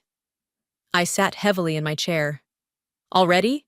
She's moving fast, like she's afraid if she slows down, everything will fall apart. Grace perched on my desk. Maybe we should let it. Just tell everyone the truth now. No. I pulled up my email, started typing. They want speed? Let's give them speed. What are you doing? Sending out invitations to a special preview night for the auction's centerpiece. I hit send with more force than necessary. The Rothman piece Catherine's so proud of. The fake one? The real one? I smiled grimly. The one I found this morning, hidden in our storage room. The one Catherine doesn't know about yet. Grace's eyes widened. How did you? Because unlike Catherine, I actually do my research. I know the real story behind that painting, and next week everyone else will too. My phone buzzed. Catherine, accepting the preview night invitation with a string of excited emojis. Perfect. Sometimes the best way to expose a fake isn't to call it out directly. Sometimes you just need to put the real thing right next to it and let people see the truth for themselves. The bridal shower invitation sat on my kitchen counter like a bomb waiting to detonate. Cream-colored cardstock, gold foil lettering, the same design I'd saved to my Pinterest board last year. "You don't have to go," Grace said, watching me stare at it. "No one would blame you." I do, though. I traced the embossed flowers with my fingertip. "Because Catherine's getting sloppy. Did you notice the time on the invitation?" Grace picked it up, frowning. 2 p.m., so? The preview night at the gallery starts at 3. She's scheduled them back to back. I smiled thinly. She's so focused on playing the blushing bride, she's forgetting to pay attention to the details. My phone chimed. Nicholas calling. "We have a problem," he said without preamble. "The real Rothman piece? Someone's trying to move it." The floor seemed to tilt beneath my feet. "What do you mean, move it?" "A private buyer. Very generous offer, very rushed timeline. They want it before the auction." "Catherine?" "Has to be. She must have figured out what we're planning." I closed my eyes, remembering her face at lunch. The flicker of awareness when I'd mentioned the painting. She'd known. Of course she'd known. "Can they do it? Move it before the preview?" "Technically, yes, but..." He paused. "There might be a way to stop it. It's risky, though." "Tell me." He outlined the plan. With each detail, my stomach twisted tighter. "That's not just risky," Grace said when I explained it later. "That's career suicide. If it goes wrong, then I lose my job." I shrugged. "Better than letting them win." Is it? Really?" She grabbed my arm. "Katie, look at me. When was the last time you slept through the night? When was the last time you thought about anything except this?" I pulled away. "They're the ones who made it personal. And you're the one letting it consume you." She softened her voice. "I ran into Thomas yesterday." My head snapped up. "What? Where?" At Gran's. He was dropping off her heart medication, like he always does." She watched me carefully. "She still doesn't know, Katie, about any of it. She asked him how the wedding plans were going, and he just stood there, looking like he wanted to die." "Good. Is it?" Because he also looked like he wanted to tell her everything, like maybe he's not as comfortable with this as you think. "Don't." My voice cracked. "Don't try to make him the good guy here." "I'm not, but maybe." My phone buzzed again. Nadine this time. "It's happening," she said. "Catherine just called an emergency meeting with the auction committee. Tomorrow morning." Tomorrow. Too soon. Unless... "The bridal shower," I said slowly. "It's at her mother's house, right?" "Yeah, why?" "Because while everyone's distracted with that, someone needs to be at the gallery. Someone with access to the secure storage room." I caught Grace's eye. "Someone who knows exactly where to find proof of what they're trying to hide." The line went quiet. Then, "Tell me what you need." After hanging up, I turned to Grace. "I need you to do something for me. Something I can't do myself." "What?" "Go to the bridal shower. Keep Catherine busy. Make sure she stays there the whole time." She stared at me. "You want me to help you break into the gallery?" "No. I want you to help me protect my career, my reputation, everything they're trying to take from me." I picked up the invitation, crumpled it in my fist. "Will you?" For a long moment, she said nothing. Then, "One condition. After this, whatever happens, you get help. Real help.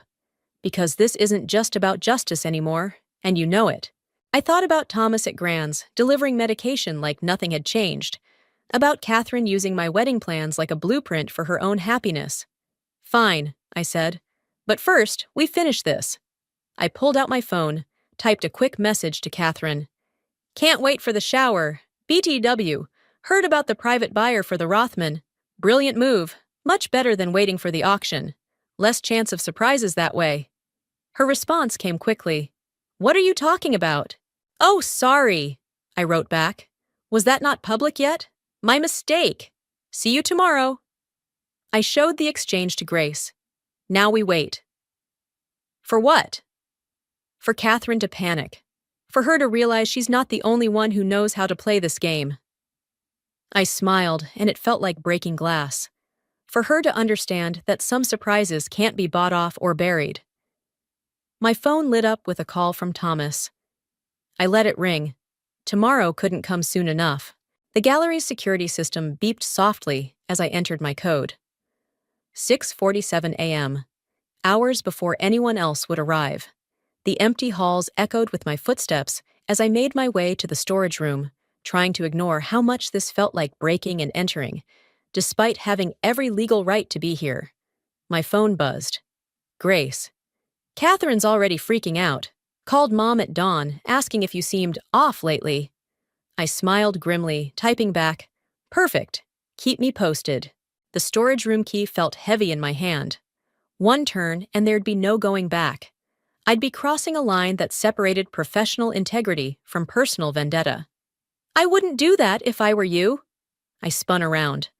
Nicholas stood in the doorway, looking grave. What are you doing here? Stopping you from making a massive mistake. He held up his phone. The board called. They're moving up the audit. To today.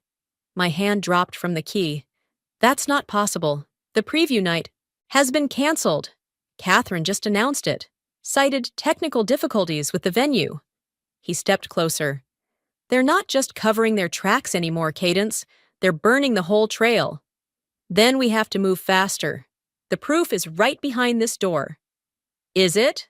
He caught my arm. Or are you so focused on revenge that you're seeing evidence where there isn't any? I jerked away. I saw the lease agreement, the vendor contracts, the lease agreement that mysteriously disappeared from Thomas's laptop, the contracts no one else has seen. His voice softened. The wedding plans that might have changed naturally, even if they weren't trying to hurt you? Don't. My voice cracked. Don't try to make me doubt what I know.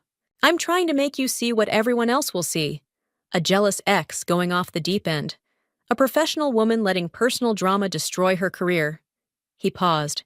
Is that really the story you want to tell? My phone buzzed again. Grace. Catherine's mom just called. Said she found old emails between them from before your engagement. You need to see these. I showed Nicholas the message. Still think I'm imagining things? He read it, sighed heavily. Okay, but if we're doing this, we do it right. No breaking in, no stolen documents. We build a legal case step by step. There's no time. The audit will show exactly what they want it to show. He pulled out a folder. Unless we give them something they can't ignore. Something that makes the financial angle secondary. I opened the folder. Inside were printouts of emails, bank statements, text messages, a timeline stretching back over a year. How did you... Nadine's not the only one with board connections. He smiled grimly. And it turns out, I'm not the only one who's been watching Catherine's creative accounting. My hands shook as I read. The evidence was worse than I'd imagined. Better than I'd hoped. Why didn't you show me this before? Because you needed to be sure. About all of it. About what you're willing to lose. He took the folder back. The question is, are you ready for what happens next? Because this doesn't just expose them.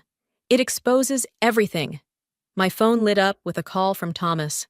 For the first time in days, I answered. Don't do this, he said immediately. Whatever you're planning.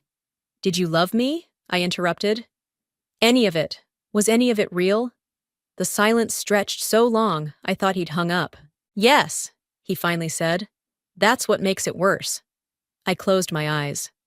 Worse for who, Thomas? Everyone. Catherine's not who you think she is. This whole thing, it's complicated.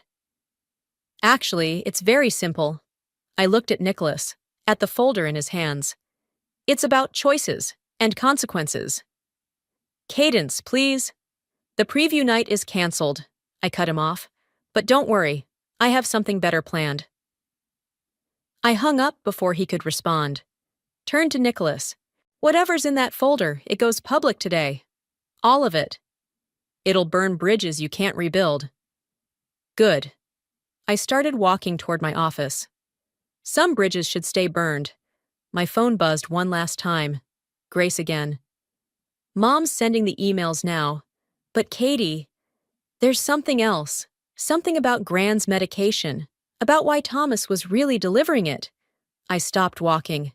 What do you mean? I think they've been using her to launder money. Through her prescriptions. And I think that's just the beginning. The gallery's lights hummed overhead. Somewhere, a clock ticked toward the audit. Toward Catherine's bridal shower. Toward whatever end we were all hurtling toward. "Nicholas," I said quietly, "how much room is left in that folder?" He smiled. Not grimly this time. Dangerously. Plenty. The bridal shower was in full swing when I walked in. Pastel decorations, champagne flutes, perfectly arranged petite fours. Everything exactly as I would have planned it. Because, of course, Catherine had used my planning spreadsheet. She saw me immediately, face lighting up with practiced warmth. "Cadence! You made it!" "Wouldn't miss it." I hugged her, felt her stiffen slightly as I whispered, "We need to talk. Now." She pulled back, smile never wavering. "Of course! Let me just—" "Now, Catherine." Something in my voice must have reached her. She nodded, led me to the kitchen. Away from the cheerful chatter and clinking glasses. "What's going on?" she asked once we were alone. "You're acting strange." I pulled out my phone, showed her the first email. Watched her face drain of color. "Where did you get that?" "Gran's medication, Catherine? Really? You couldn't find another way to move the money?" She gripped the counter. "You don't understand." "I understand perfectly. The gallery funds, the fake invoices, using my grandmother's prescriptions to launder money. What I don't understand is why. It wasn't supposed to happen like this." Her voice cracked. "Thomas and I, we never meant to hurt you." "No? Then explain this." I showed her another email. One from 14 months ago, before my engagement, before everything. She read it, closed her eyes. "How much do you know?" "Ah, everything. The long game you played. How you pushed Thomas to propose to me, knowing it would give you access to the gallery's major donors. How you used my wedding planning to create the perfect cover for moving money." I stepped closer. "How you made me trust you completely, so I'd never see what was really happening." "Cadence!" "The audit starts in 20 minutes, I interrupted. "In that time, you have exactly one chance to make this right." A noise from the doorway made us both turn. Thomas stood there, face ashen. "It's over," he said quietly. "Nicholas just called. The board has everything." Catherine's champagne flute shattered on the floor. "What did you do?" "What you taught me to do." I smiled, though it felt like swallowing glass. I paid attention to the details. Footsteps in the hallway. Grace appeared, followed by two serious-looking men in suits. "Ms. Little?" one of them said. "We need you to come with us." Catherine's eyes darted between them, me, Thomas, looking for an escape route, always looking for an escape route. "Wait." Thomas stepped forward. "I can explain." "Can you explain Gran's medication?" I asked quietly. "Can you explain using my grandmother to commit fraud?" He flinched. Behind him, I heard gasps. Turned to see Catherine's mother in the doorway, other guests crowding behind her. "Catherine!" Her mother's voice shook. "What is she talking about?" But Catherine wasn't looking at her mother. She was looking at me, really looking, maybe for the first time.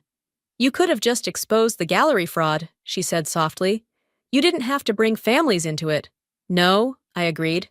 "But you did that first, didn't you?" The men in suits moved forward. Catherine straightened her spine, smoothed her dress. Always performing, even now. "Just," she hesitated. "Take care of Gran, okay? Make sure she gets her medicine. The real medicine." Something twisted in my chest. Even now, she was trying to manipulate me. Make me doubt. Make me feel guilty, not anymore. "Goodbye, Catherine." I walked out of the kitchen, past the shocked guests, past the perfect decorations and untouched petit fours. Grace followed me to my car. "You okay?" I leaned against the steering wheel. "Ask me tomorrow." "The board's meeting now. They'll probably need to talk to you." I know." I sat up, started the car. But first, I need to see Gran. Tell her everything myself before she hears it from someone else. Want me to come? I shook my head. This one I need to do alone. As I drove away, I caught a glimpse in my rearview mirror. Catherine being led to a waiting car. Thomas watching helplessly from the doorway. The perfect couple, the perfect plan, perfectly destroyed. My phone buzzed. Nicholas. Board wants to meet. You ready? I thought about Catherine's face when she realized she'd lost. About Thomas's silence when confronted with the truth. About all the months I'd spent planning my own wedding, never suspecting I was helping them build their perfect crime. Ready, I texted back. Because that's the thing about perfect plans, about perfect couples, about perfect anything. Look closely enough, pay attention to the details, and you'll always find the cracks, the hidden signatures, the truth beneath the forgery. I turned toward Gran's house, toward whatever came next. Sometimes the hardest part isn't exposing the truth. It's living with it afterward. Gran's pearls caught the light as I lifted them from their velvet box. The same pearls Catherine had planned to wear down the aisle, before everything fell apart. You should wear them, Gran said from her armchair. They were meant for you anyway. I'm not sure I'm ready for that. I set the necklace back, careful with its weight. Like everything else these days, the board meeting had gone exactly as Nicholas predicted. Catherine's creative accounting had been just the tip of the iceberg. The fraud charges would take months to fully unravel. Thomas's bank was launching its own investigation. Have you heard from them? Gran asked, reading my mind the way she always could. Catherine's lawyer called yesterday. She wants to make a deal. I moved to the window, watched autumn leaves scatter across the lawn. She's willing to testify against Thomas. And he? Wants to testify against her. I laughed, but it came out hollow. They're still perfectly matched, even now. Gran was quiet for a moment. Then, you never told me how you knew. About the medication scheme. I turned back to her. You did. Those headaches you kept getting? They weren't from the heart medication. They were from whatever they were giving you instead. Ah, she nodded slowly. And the gallery funds? Catherine got sloppy, started taking shortcuts.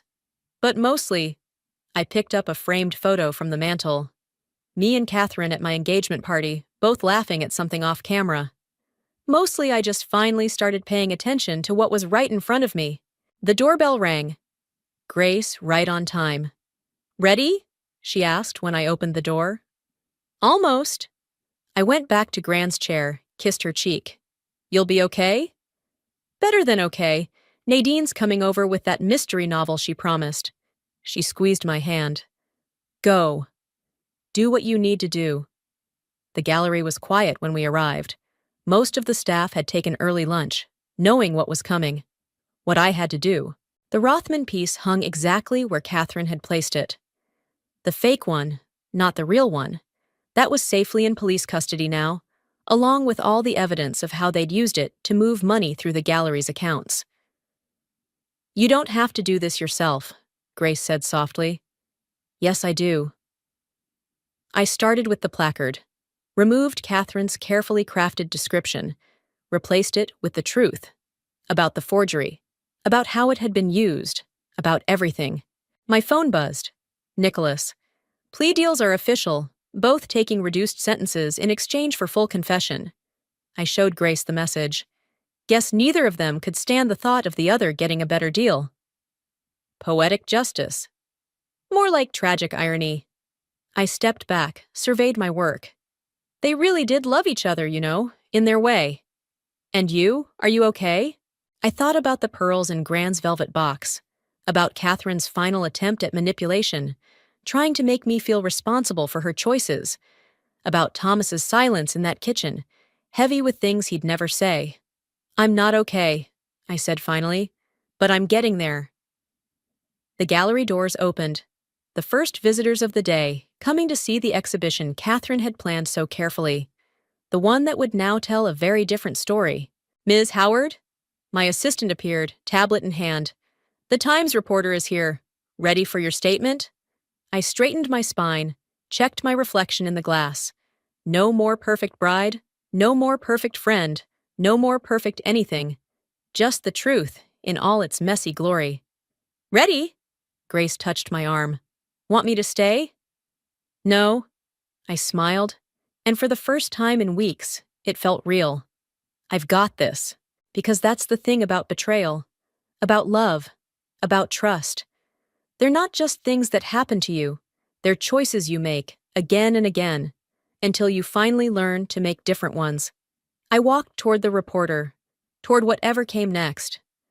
Behind me, the fake Rothman hung like a reminder of what I'd almost lost, of what I'd found instead. Not closure. I was done believing in perfect endings, but something better, something real. The truth about art, about love, about life itself. Sometimes the most valuable pieces aren't the ones that look perfect from every angle. They're the ones that show their scars, their stories, their survival. And as I began to tell my story, the real story, I realized something Catherine and Thomas never had. Some things are worth more broken than perfect, and some truths are worth every crack they cause. The laughter floats down from upstairs like a taunt, punctuated by the occasional shriek of delight that makes my shoulders tense. I adjust the tiny gears in front of me, pretending the sound doesn't twist something in my chest. Another game night I wasn't invited to. The basement workshop is my sanctuary, all smooth concrete and the comforting smell of metal and oil. My latest invention spreads across the workbench, a mechanized board game that responds to players' choices, creating unique story paths each time.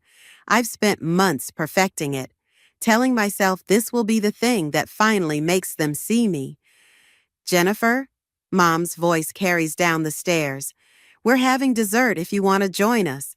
The casual afterthought in her tone makes me wince. I don't answer, focusing instead on calibrating the delicate spring mechanism that controls the game board's transformations. Above, chairs scrape across hardwood floors, and my sister Evelyn's distinctive laugh rings out again. My phone buzzes, a text from Deacon. How's the project coming? Still planning the big reveal next week? I type back quickly. Almost there. Just need to fine-tune the storytelling algorithms. More laughter spills down, followed by Mom's voice again. Oh, Evelyn, you always know exactly how to bring everyone together. My hands freeze over the circuitry. That's rich, considering Evelyn's the reason I stopped getting invited to these gatherings years ago. I discovered last month that she'd been telling everyone I found game nights childish and beneath me. A convenient lie that painted her as the fun sister and me as the cold, distant one. The truth? I've spent every Thursday night for the past 3 years listening to their joy from my workshop, wondering what it would take to be included.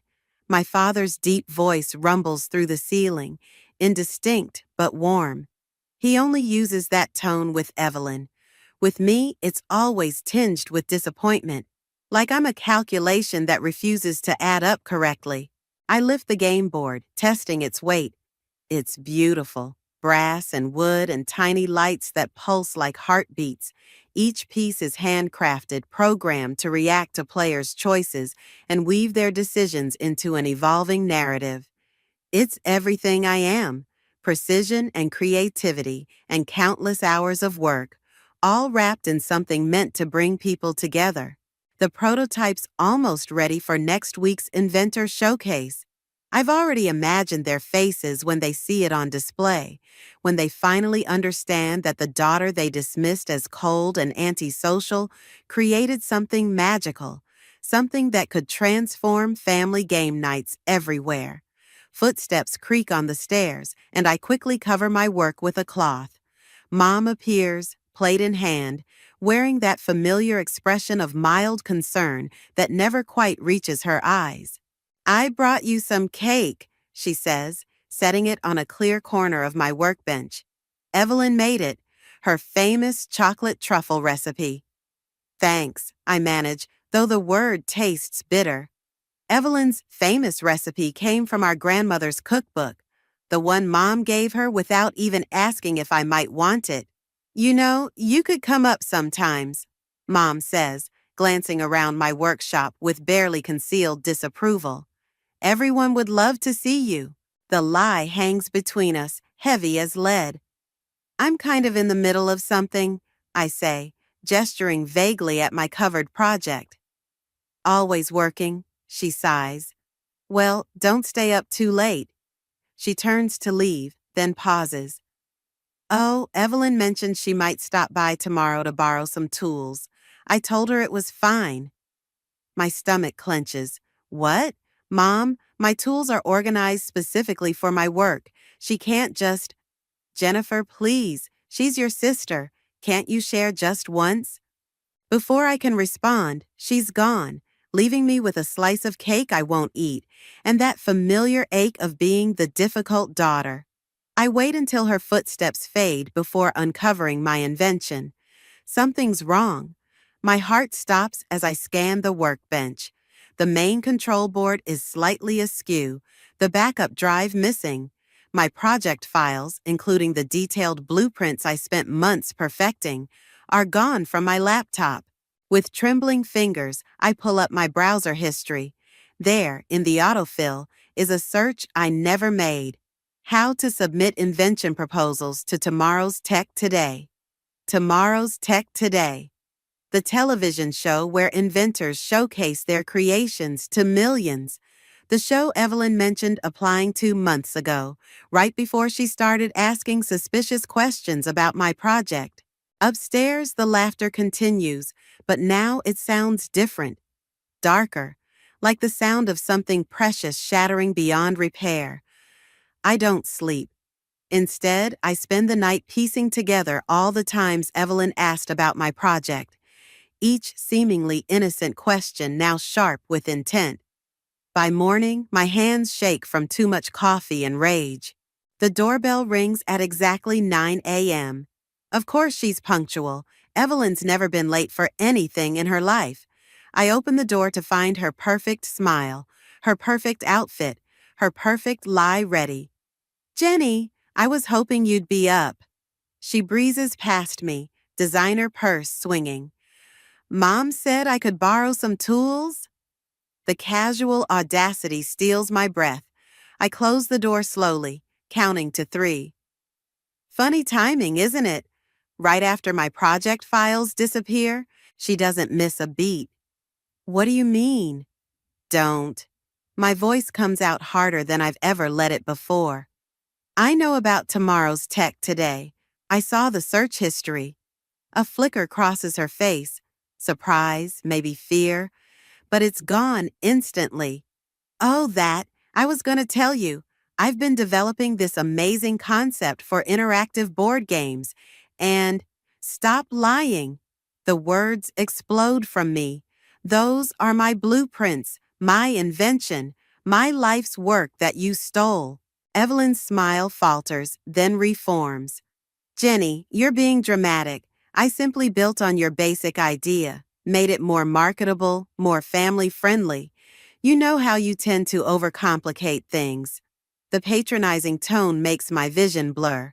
I grab my tablet, pull up the producer's email I found last night. Really? Because according to this, you submitted my exact designs, down to the last line of code. I can explain. When? I cut her off. When were you going to explain? During the live broadcast next month? After you won? Or were you hoping I'd never find out? She sets her purse down, smooths her skirt. Always composed, always in control. Look, I did you a favor. You would have kept tinkering forever, never showing it to anyone. I'm giving your invention the platform it deserves. You mean you're giving yourself the platform?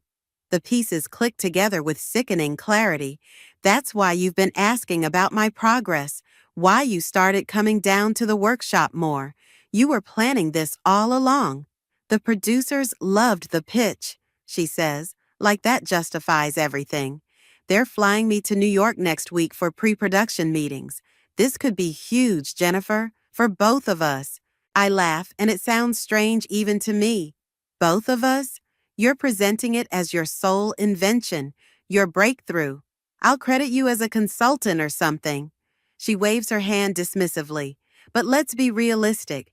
You're not exactly TV material. You can barely handle family game night, let alone a live broadcast. Because you told everyone I didn't want to be included. The words tear from my throat. Years of lies, and now this? Oh, please. Her perfect mask finally cracks, showing the contempt beneath. You did that to yourself, always hiding down here with your projects, acting superior to everyone.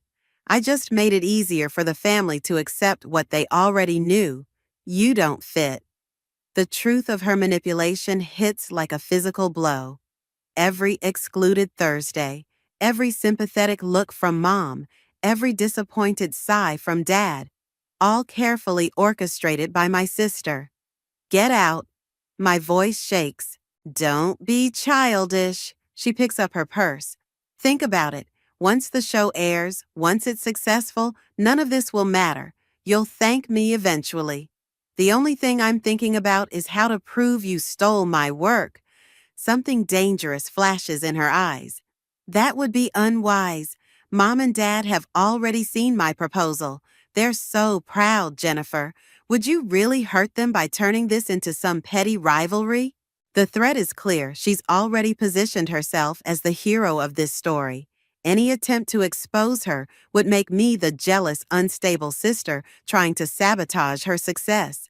The show airs in 4 weeks, she continues, heading for the door. Don't ruin this for everyone. Oh, and I'll need those tools another time. Clearly, you're not in a sharing mood today.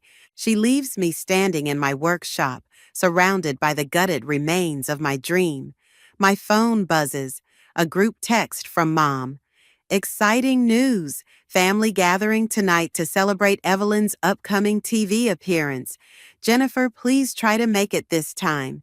Your sister would love your support.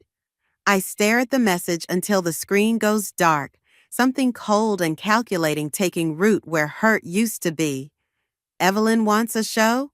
Fine. She'll get one she'll never forget. I sit at the breakfast table, watching Evelyn hold court. She's describing her creative process to our parents, each lie more elaborate than the last. My tea has gone cold, untouched. The breakthrough came when I realized the game needed to adapt to players' emotions, she says, stealing my exact words from months of research. It's about connection, really, bringing families together. Dad beams at her. That's my girl, always thinking bigger. I grip my mug tighter, remembering all the times he dismissed my ideas as impractical. Now he's nodding along as Evelyn explains my invention like she understands the first thing about adaptive algorithms or mechanical engineering. Jennifer?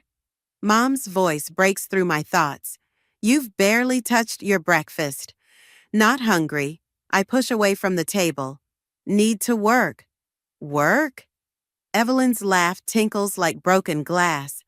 The invention's done, silly. You should relax, celebrate with us. The casual ownership of my creation makes something snap inside me. I turn back slowly. You're right. It is done. Every circuit, every line of code, every failed prototype that led to the final design, all done. By me. The table goes silent. Mom's fork freezes halfway to her mouth.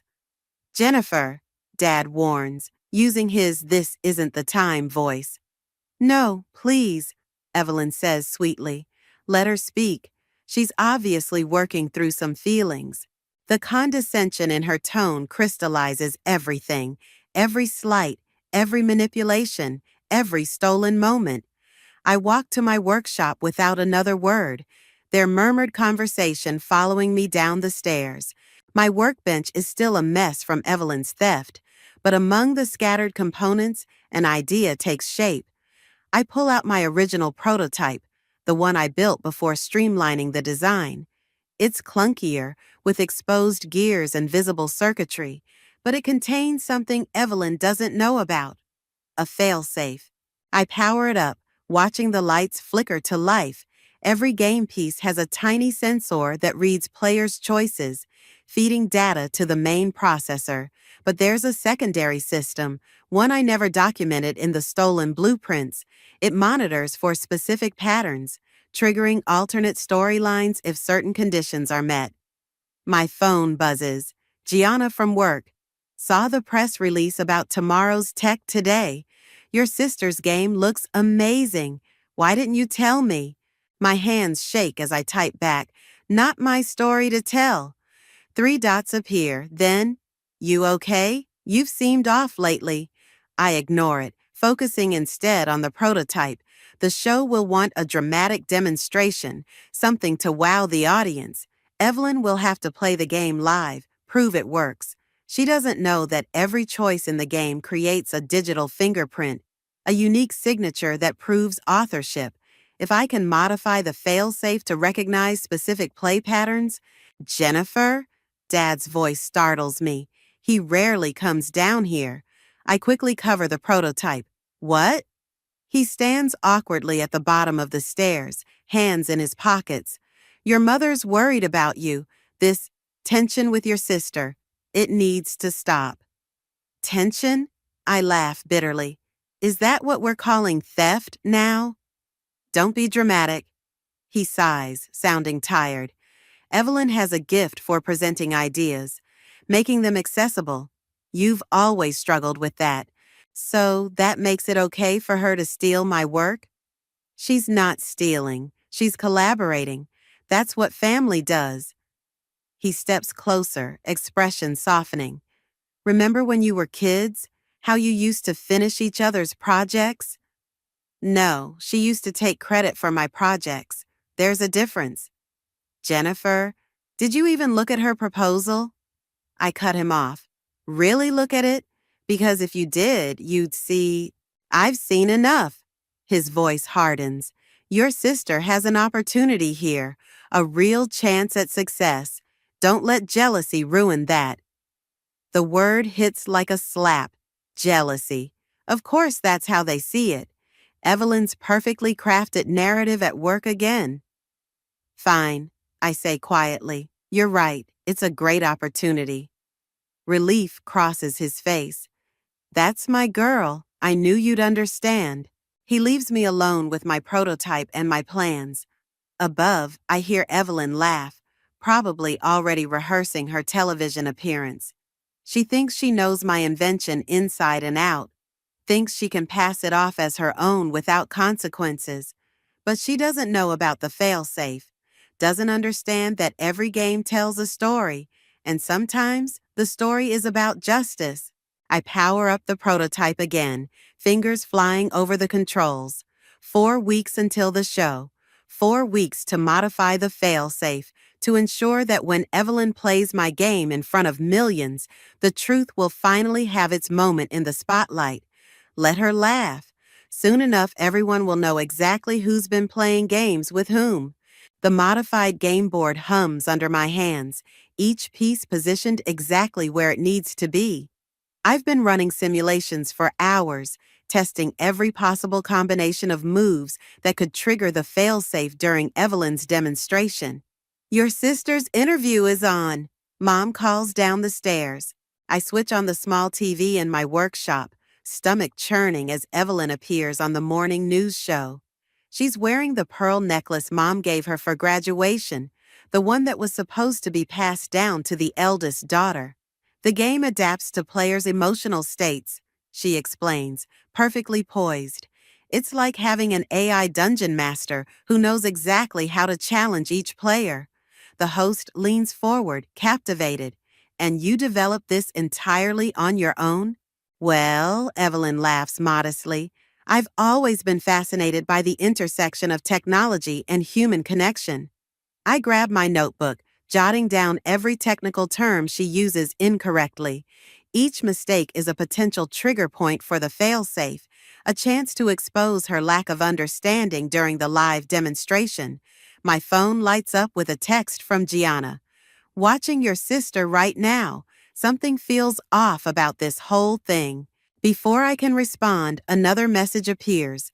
Those algorithms she's describing? They sound exactly like the project you showed me last month. My hands freeze over the keyboard. I'd forgotten about that conversation with Gianna, about showing her early sketches during lunch break. She could verify my authorship, prove I developed the concept first, but using her would mean dragging someone else into this mess, someone whose career could be affected by a public controversy. The TV host's voice pulls my attention back, and your family must be so proud. They're incredibly supportive, Evelyn beams, especially my sister. She's always been my biggest cheerleader. The blatant lie makes me laugh out loud, a harsh sound in the empty workshop. I turn off the TV and focus on the prototype, adjusting the sensitivity of the emotion-reading sensors. They need to be calibrated perfectly to detect the stress in Evelyn's voice when she tries to explain technical details she doesn't understand. Jennifer, Mom's voice, closer this time. She's standing at the bottom of the stairs. Why aren't you watching? Your sister mentioned you. I heard. I don't look up from my work. Hard to miss when someone's stealing your life on national television. Stop this. She steps closer, voice sharp. Your father and I are tired of your attitude. Evelyn's success doesn't diminish you. No, her theft diminishes me. I finally meet her eyes. Did you even read her proposal, the technical specifications, or did you just assume she was telling the truth because she always does? I read enough. Mom's face hardens. I read about bringing families together, about creating something meaningful. When's the last time you talked about your work that way?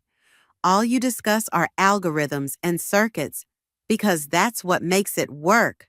I stand up, frustrated.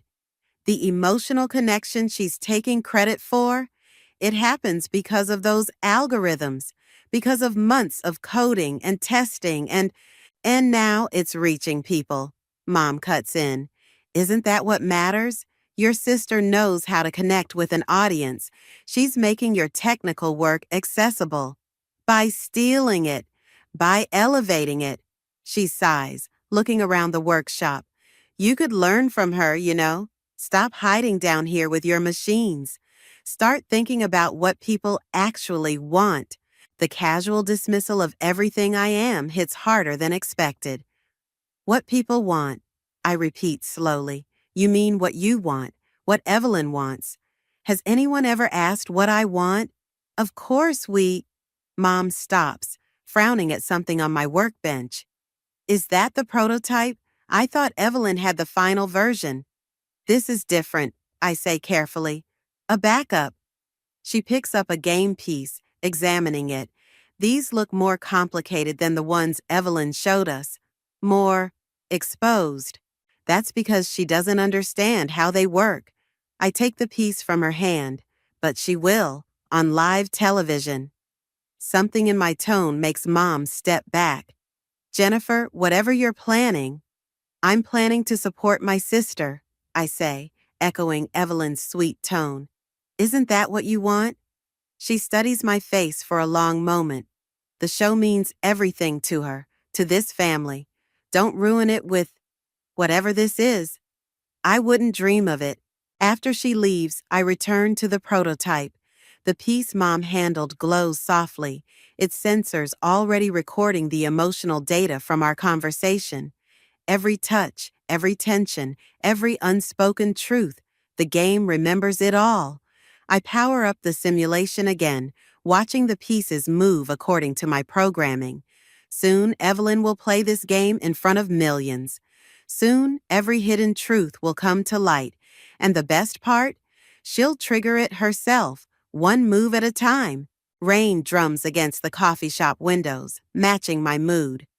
Deacon sits across from me, his expression growing more concerned as I explain my plan. The cafe is nearly empty, but I still keep my voice low. Old habits. So, you've modified the failsafe? He says slowly. To what? Malfunction during her demonstration? Not malfunction. I wrap my hands around my cooling coffee. Reveal. Every time she makes a move that contradicts her claimed expertise, the game will highlight her mistakes. By the end, everyone will see she doesn't understand how it works. And humiliate her on national television. He doesn't phrase it as a question. She deserves it. Does she? Deacon leans forward. Or does some part of you just want to hurt her the way she hurt you? The truth in his words makes me flinch. You don't understand. This isn't just about the invention. It's about years of her, reshaping reality, making me the outsider in my own family. I get that, but Jennifer? He pauses, choosing his words carefully. I've known you since college. You're brilliant, driven, passionate about your work. But this isn't you. Maybe it should be. I stare out at the rain. Maybe if I'd fought back sooner, stood up for myself more. Or maybe you'd have become exactly what she painted you as, the bitter, jealous sister. Lightning flashes outside, throwing harsh shadows across the cafe. So I should just let her win? Let her take everything I've worked for? No. Deacon pulls out his phone, scrolls through something. But there might be another way. Look at this. He shows me an email thread, correspondence between him and a patent lawyer. My throat tightens. You didn't. I made some inquiries, hypothetically. He sets the phone down. You have documentation, early prototypes, witness development stages. If you wanted to fight this legally, she'd still win. The words taste bitter. She has our parents convinced. The media loves her. By the time any legal case resolved, the damage would be done. Maybe, but at least you'd be fighting clean. Clean? I laugh sharply. Was it clean when she stole my work? When she spent years poisoning my relationship with our parents? When she... Jennifer. Deacon reaches across the table, touches my hand. Listen to yourself. You're talking about deliberately destroying your sister on live television. What happens after? To your family? To you? I don't care. Yes, you do. That's the whole point. He squeezes my hand. You care so much it's eating you alive, but this plan, it won't give you what you really want. And what's that? Recognition, validation, your family's understanding. He sits back. All this will do is confirm every story Evelyn's told about you. The truth of it hits hard. In trying to expose her game, I'm playing right into it, becoming exactly what she's always claimed I am. My phone buzzes. A text from Gianna. Need to talk. Found something in the patent database about your sister's invention. See? Deacon nods at my phone. There are other ways. People who know the truth. People who can help you fight this properly. It's not enough. I stand up abruptly, gathering my things. The show's in 2 weeks. A legal battle would take months, years maybe. By then, she'll have everything she wanted. Jennifer, thanks for the coffee, I cut him off, and the advice, but I need to do this my way. I step out into the rain, letting it soak through my jacket. My phone buzzes again. Another message from Gianna, then one from Mom. Evelyn's pre-show interview tomorrow. Family dinner after. Please be there. Lightning splits the sky again, and in that brief, brilliant moment, everything crystallizes. Deacon's right. I care too much. But maybe that's not a weakness. Maybe it's exactly what I need. Because Evelyn doesn't care. Not about the invention, not about the family, not about anything except winning. And that's why my original plan won't work. Public humiliation? She'd spin it, play the victim, come out stronger. No. If I want real justice, I need to beat her at her own game. Use her weapons, emotion, connection, family, against her. I pull out my phone, text Gianna back. Let's talk tomorrow morning. Then I message Mom. I'll be at dinner. Tell Evelyn I want to help with her demonstration. Let her think I've surrendered. Let her believe she's won. Because now I understand. The best revenge isn't served cold. It's served with a smile, right before the ground disappears beneath your feet. The television studio buzzes with pre-show energy, techs darting around with clipboards and headsets. I stand in the shadows of the soundstage, watching Evelyn charm the production team during her rehearsal. The emotional mapping is revolutionary, she explains to Shane, the host, gesturing at my invention. Each player's choices create a unique narrative fingerprint. My fingers curl around the USB drive in my pocket. One simple upload would activate the modified failsafe, expose her lies. But Gianna's words from this morning echo in my head. The patent records show preliminary filings in your name. We can stop this legally. Jennifer, Evelyn spots me, waves me over with practiced enthusiasm. Come meet everyone. My sister's been so supportive of the project.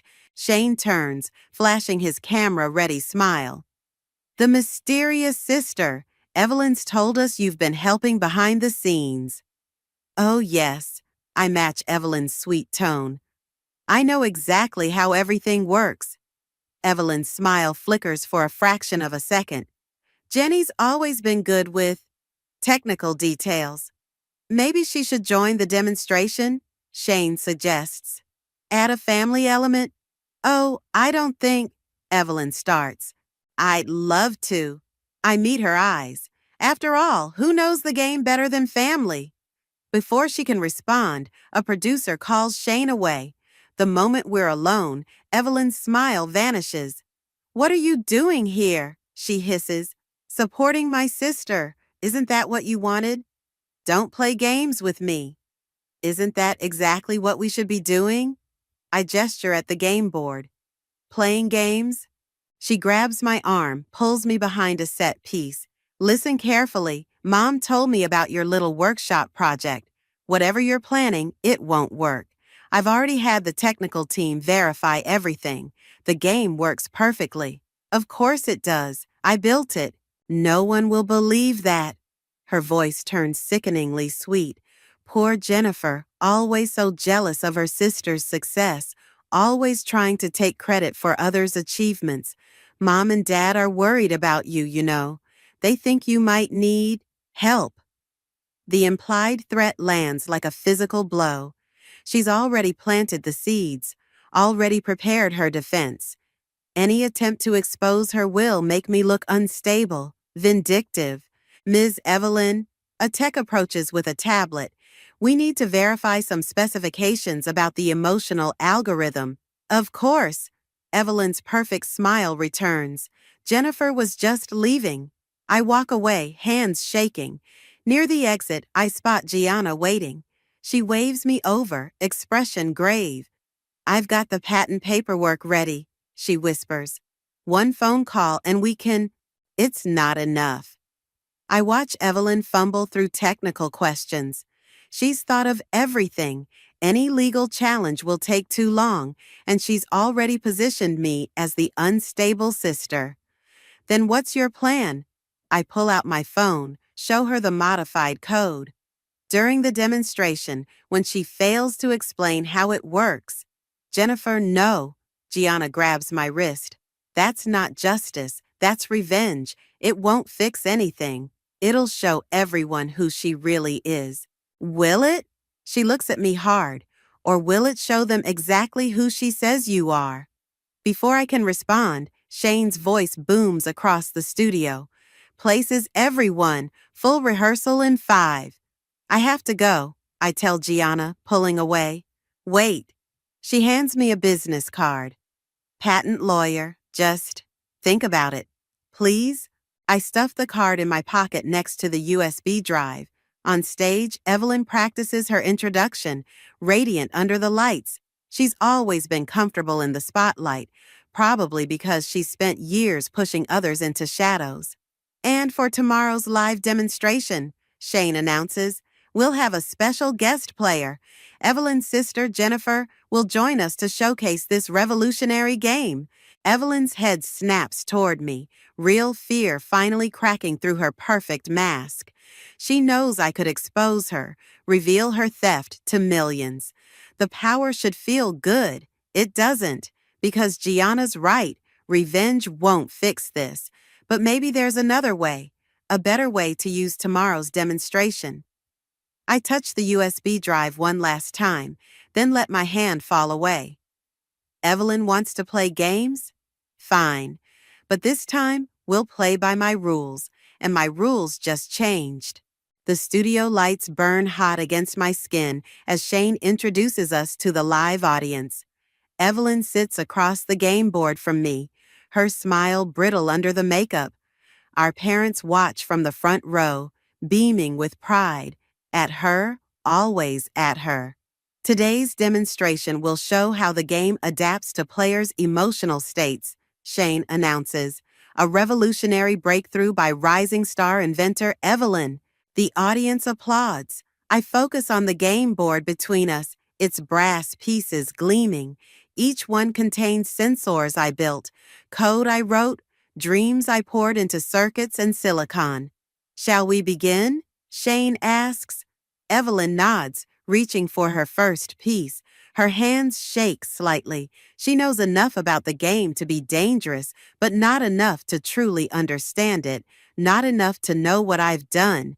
The game powers up, lights pulsing in patterns only I fully comprehend. Our first few moves are simple, setting up the story. But then Shane asks the question I've been waiting for. Evelyn, can you explain how the emotional mapping actually works? She launches into her rehearsed speech about connection and family, carefully avoiding technical details. But the game is already reading her stress levels, adjusting its response. Fascinating, Shane says. And the algorithmic processing? Perhaps, I cut in, voice steady. We should demonstrate rather than explain. Evelyn shoots me a warning look. I ignore it, placing my next piece deliberately. The board responds, creating a story path about two sisters, one always in shadow, one always in light. Oh my, Shane leans forward. The narrative seems quite personal. The game reflects players' true emotions, I say, watching Evelyn's face. Their authentic selves. She moves her piece quickly, trying to redirect the story. But she doesn't understand the deeper patterns, doesn't see how each choice reveals more truth. The technical architecture, I continue, is actually quite elegant. Each sensor measures micro-expressions, vocal stress patterns, subtle tells that betray our real feelings. Yes, Evelyn stammers. That's exactly how I designed it. Show us, I challenge softly. The audience goes quiet. Even Shane seems to sense the tension crackling between us. Evelyn reaches for another piece, but her hand freezes. The game is creating a story about theft now, about lies and broken trust, about a family blind to the truth. She glances at our parents, at the cameras, at her perfect world starting to crack. There seems to be a malfunction. No malfunction, I say. The game is working exactly as designed. By me. The words hang in the air. In the front row, Mom's smile falters. Dad sits up straighter. What do you mean? Shane asks. I turn to face the cameras directly. Every piece of this game, every circuit, every line of code, every story pathway, I created it. I can prove it, not through revenge or public humiliation, but through the truth hidden in the game itself. Jennifer, Evelyn warns. Each player's moves create a unique signature, I continue, a technical fingerprint that proves who truly understands the system. Would you like to see yours, Evelyn? Her face goes pale. The game board displays her pattern, hesitant, uncertain, revealing her surface-level knowledge. Then it shows mine, deep, complex, intimate understanding of every component. The patent records, I say quietly, will confirm everything, as will the original prototypes, the documentation, the witnesses. Cut to commercial, Evelyn demands, but the producers are too captivated to respond. I place my final piece. The game's lights pulse, telling the true story at last, not through malicious code or engineered failure, but through simple, irrefutable truth. I didn't come here for revenge, I tell her, loud enough for everyone to hear.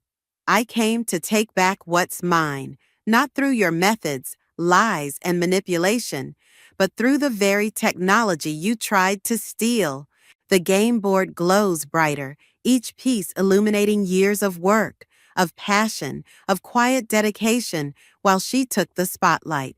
Our parents stare at the display, finally seeing the daughter they'd overlooked for so long. The game, I finish softly, doesn't lie, neither do I. Evelyn stands abruptly, knocking pieces aside. But it's too late. The truth is out, captured on camera, proven through technology she never bothered to truly understand. That's quite a demonstration, Shane manages finally. Perhaps not the one we expected, but I stand too, surprisingly calm. No, it's exactly the demonstration this game was designed for, because sometimes the most important stories are the ones that need to be told. The studio erupts in chaos, producers shouting, audience murmuring, our parents frozen in shock. But I keep my eyes on Evelyn as her carefully constructed world crumbles around her. She wanted a show. She got one. Just not the one she expected. The studio's green room feels too small for all the unspoken words hanging in the air.